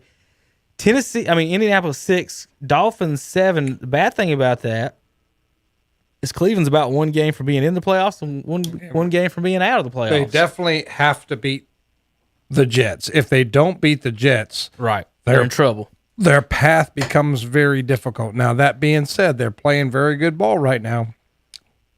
But I'm telling you, you never know. In this league, I don't care how bad you are. Anybody can beat anybody. We saw that with Cincinnati and Pittsburgh. We saw that with the Jets and the Rams. You've got to come ready. It's not like college. It's not like you're playing a Citadel. You're still playing on the professional football team. Right. So, I mean, you better be ready to play. And I think they will. It helps them being back-to-back in New York. So they didn't have to, they're already in New York, so they didn't have to travel back. So hopefully that helps them. This thing goes the way it should be. I haven't seen what bookmakers say. I'd imagine Cleveland's a touchdown favorite, but I just hope that they win this game. If they win this game, I'm not going to say it's a lock, but it's close. And I want them to keep winning, Miami to keep winning, a lot of these teams to keep winning, to keep Baltimore out. Yeah. Because if Baltimore gets in, Yeah. nobody's going to want to play Now, them. they're hard Nobody's out, gonna- but again, everyone at this table has the same number of playoff wins as Lamar Jackson. I don't care. I don't care. He feasts on the freaking Browns. Tim He Tebow does. has more playoff wins than Lamar Jackson. I know. I know. But I'm But just, you're right. They're hard out because their defense is hard as crap. I mean, good as crap. And I was going to say their offense is hard to scheme against week to week. I wasn't real impressed with their defense when I saw them against Cleveland. Well, Cleveland's got a good offense. Yeah. In fact, with that, what I was about to say, what do you think the biggest weakness is, offensively and defensively for the Browns? For the Browns, they've had some problems at DB. With Greedy. Everybody's been out hurt, and Delpit has gone down. And sometimes they struggle against the run. You saw that against Baltimore. You saw it against Las Vegas. Mm-hmm. And Sheldon went down. And I'm worried about him getting back. So I worry about their run defense, and I worry about them being a little thin in the second. And now Ward's back. That's going to help them. And they might get Harrison back, and that's going to help them. So hopefully they get that. Offensively, I mean, they've been able to run the ball. Didn't run it that well against the Giants. But what you have to like about them on offense is Mayfield's not turning the ball over. And if you don't turn the ball over, right. I mean, you've got a chance in every game. Their receiving core, you might say they don't have that, outside of Landry, the real stuff, but Higgins has played very well. Their tight ends have played very well. So they don't have any game breakers like Odell is. Yeah, but they're solid. I'll tell you They're what's solid. worked with them, see if you agree, is that the running game and play action has been so good is that the other teams are looking at Landry, and a lot of times Joku is that when you go play action, these no-name guys end up in man-to-man, and that's how they end up with some big plays. If you ask me one thing, it's like I'd say you use Njoku more than you do. I mean, they don't get He's him a the ball. stud. They don't get him Does the he ball. not listen to? Does he not know the plays or something? I don't know. He's just right there wondering. I don't know. I don't know the backstory, but I'm just telling you, it's like, and I know Hooper's good, and Harrison Bryant, their other tight end. He runs a lot of 3 tight end stuff, so he likes his tight end. But I'm just saying, it's like I just don't know why Njoku's not getting 4 or 5 targets because he's really good. I mean, and so I think one of those guys is going to get dealt or go somewhere else next year. Is probably Njoku, but I think they get the running game is very good. Their offensive line they've had a couple guys go down, and Hubbard was kind of their swing guy. Like if a guy went down, Hubbard can come in there and play, and he went down. He's been placed on IR, so I worry a little bit about depth on the offensive line. But they had the kid come in. He was a 5th round pick out of Washington. He just played solid. So, I mean, the coach said he's a good kid. He works hard. He buys in. He's a little undersized. But you're a coach, Phillip. If you get a guy to buy in, do what he's told, and work hard, you can get by with a little less talent. Well, Phillip, I asked you a little while ago, where does Cam end up? This week, the Redskins are playing the Redskins. Washington is playing the Carolina football team. You're talking to Ron Rivera, and he's talking about Cam. He said injuries took a toll. I always wondered what would have happened. That is the nature of this game. I'm looking at his stats this year, passing stats, because God forbid, we talk about his actual passing as a quarterback. 5 touchdowns. Okay, he ranks 36th in total touchdowns in the NFL. There's only 32 teams. Who's that? Cam Newton. Oh. Yeah. There's only 32 teams in the league. He ranks 36th in touchdowns. Bless his heart. Here's who's tied with him, Tom. Dwayne Haskins and Jalen Hurts. They got the same number of touchdowns as Cam I don't does. care what anybody says that. Hurts is a freaking warrior, man. He is just a warrior. I'll take that guy any day of the week. I mean, he just plays his heart out every game. I mean, you can't help but be a fan of his because he is just a hard worker. The next touchdown that Taysom Hill throws, he'll tie Cam.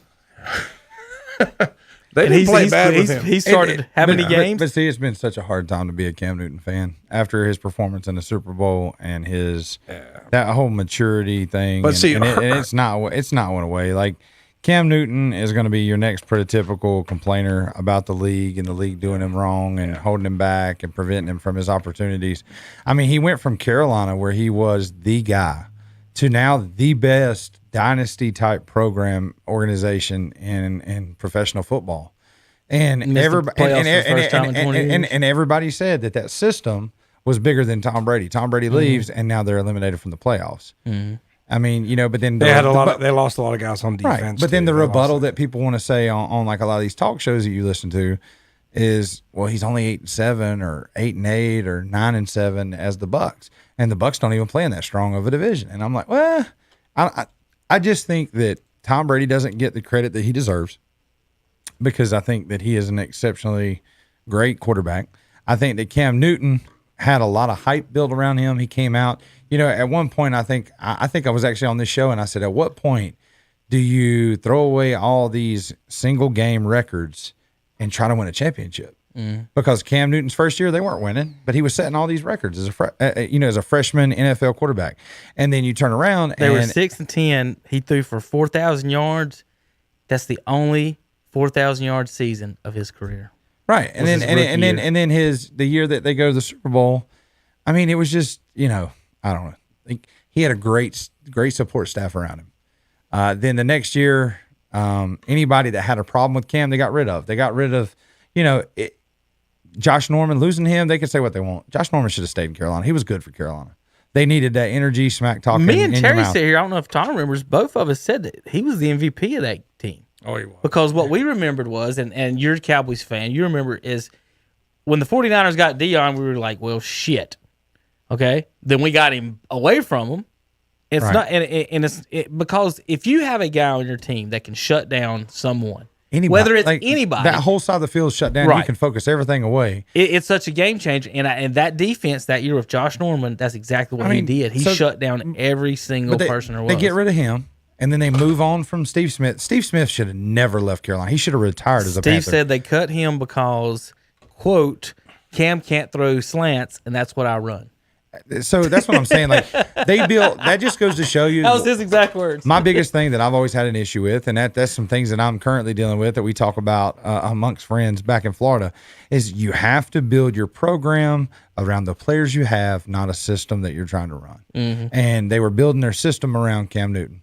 And the problem is you can't do that. Like to move on from Cam Newton, they can say what they want. They can say it was injuries and all that, but the game was changing. Right. And that's Ron. Cam was even losing the spotlight because Christian was so diverse in his abilities. Mm-hmm. Even then, if you'll think about it, right before Cam was out, when him and big guy from what's the big boy from Florida State that was receiver? Benjamin. Yes, Kelvin Benjamin. Remember when he had Benjamin, he said, well, we just don't have a vertical threat. I don't have anybody I can throw the ball up top to. I can't do this. I can't do that. So instead of doing that, they just run all the good out. And what they do, they went back and picked up everybody's old covered guys. We picked up Ted Ginn again. We picked up, we were picking up all these old school dudes. I mean, you got Roman Harper out there with white hair in the secondary. I mean, they were trying to rebuild everything. It's like Cam only wanted people that Cam could get along with, and they were trying to build. Does Washington look at him at all now this time after he played for the whole year? That's what I'm just trying to find a spot. No, but where a team says, but Ron, you know what? But Ron built a relationship with him, and I think Ron would take a chance or try to push to get that at least as a backup. But does Ron? That was my thing. Does Ron want to bench him? If they're that good of friends, and if he's good enough to look, I think don't the friends you're like, I don't want to have to bench you. I don't have to tell you're good. I'd rather you go somewhere else. Before Ron got there, they weren't very successful in a 2-tier type quarterback because they ruined at the time RG3. They've still never had a. I mean, when they get that dual threat quarterback, they've never succeeded in Washington. Right, that franchise, the Panthers franchise, has never had back-to-back winning seasons. That's amazing, really.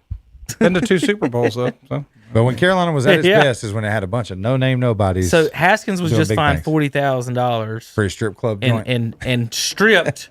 He was stripped of his captainship. So, what is Washington going to do going forward? As a Cowboys they're fan, in no man's I land love right it. now. Continue. Good job, football team. Because we job, got to have something to football celebrate. team. I mean, as a Cowboys fan, you got to have something to celebrate. It's a great job. Tom, was there anything coming in today that you specifically wanted to talk about or touch on? No, we got to. We talked a little high school, college. We got to pretty much everything. I think Saturday we'll talk about a little basketball. Make sure you mention something that I think that I think you could add to your Saturday show is talk about the trades and the movement in Major League Baseball. Because being in Florida, I get to be surrounded a lot more because, for instance, in our facility, just to kind of, just tell you, we have a good baseball facility where a bunch of pro guys come. Mm-hmm. And Yoeki Cespedes actually just signed his international contract with the Chicago White Sox. He was training in our facility 2 weeks ago. So we're actually getting around a lot of these guys and hearing a lot of these trade rumors. It's like Bauer going potentially, I don't know, has he signed yet or is he still getting suited around? Because a lot of people in the Mets organization are still hi-hatting and talking and bragging about him. There's a lot of moves happening in some teams that if they get 1 or 2 pieces, they can be contenders in October. I mean, the Mets are, everybody said one more battle. I mean, they did just lose Cano. But, they pick up this arm. They just signed a catcher. There's a lot of teams making some under the radar. Lindor's moved. They're making some big moves here in the offseason. I think that's something that would be a good topic because it is very interesting. A lot of people it's undershadowed because people aren't talking about baseball as much right now. No, but there much other stuff going on. But there are they won't until March or April. But there's some very big names moving. If you watch moving. Yeah, if you watch MLB Network, you're going to be in. But I think because there's so much NBA started, and you got college football playoff, and you got NFL playoffs. They're kind of dominating the news cycle. But then when all that flushes out, what happened in baseball? I just hate that we're back in another NBA season. It's already so back. miserable. Phillip, you're not into the NBA? No, not at all. It didn't take long. I'm not the jogging shooters league. I mean, I'm excited about college basketball. I wasn't very pleased. I mean, I like good competitive college basketball. I was kind of disheartened about Coach K's comments.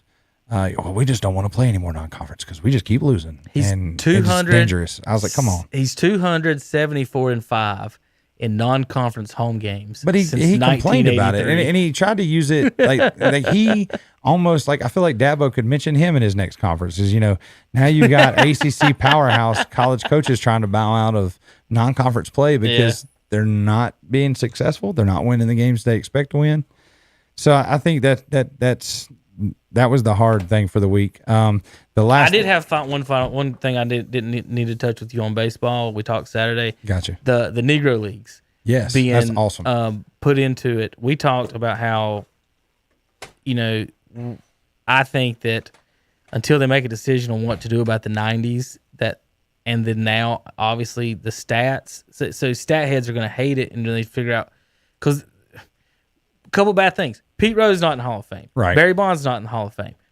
So now are the Negro League players the all-time hits leaders, the steals leaders, or the home run kings.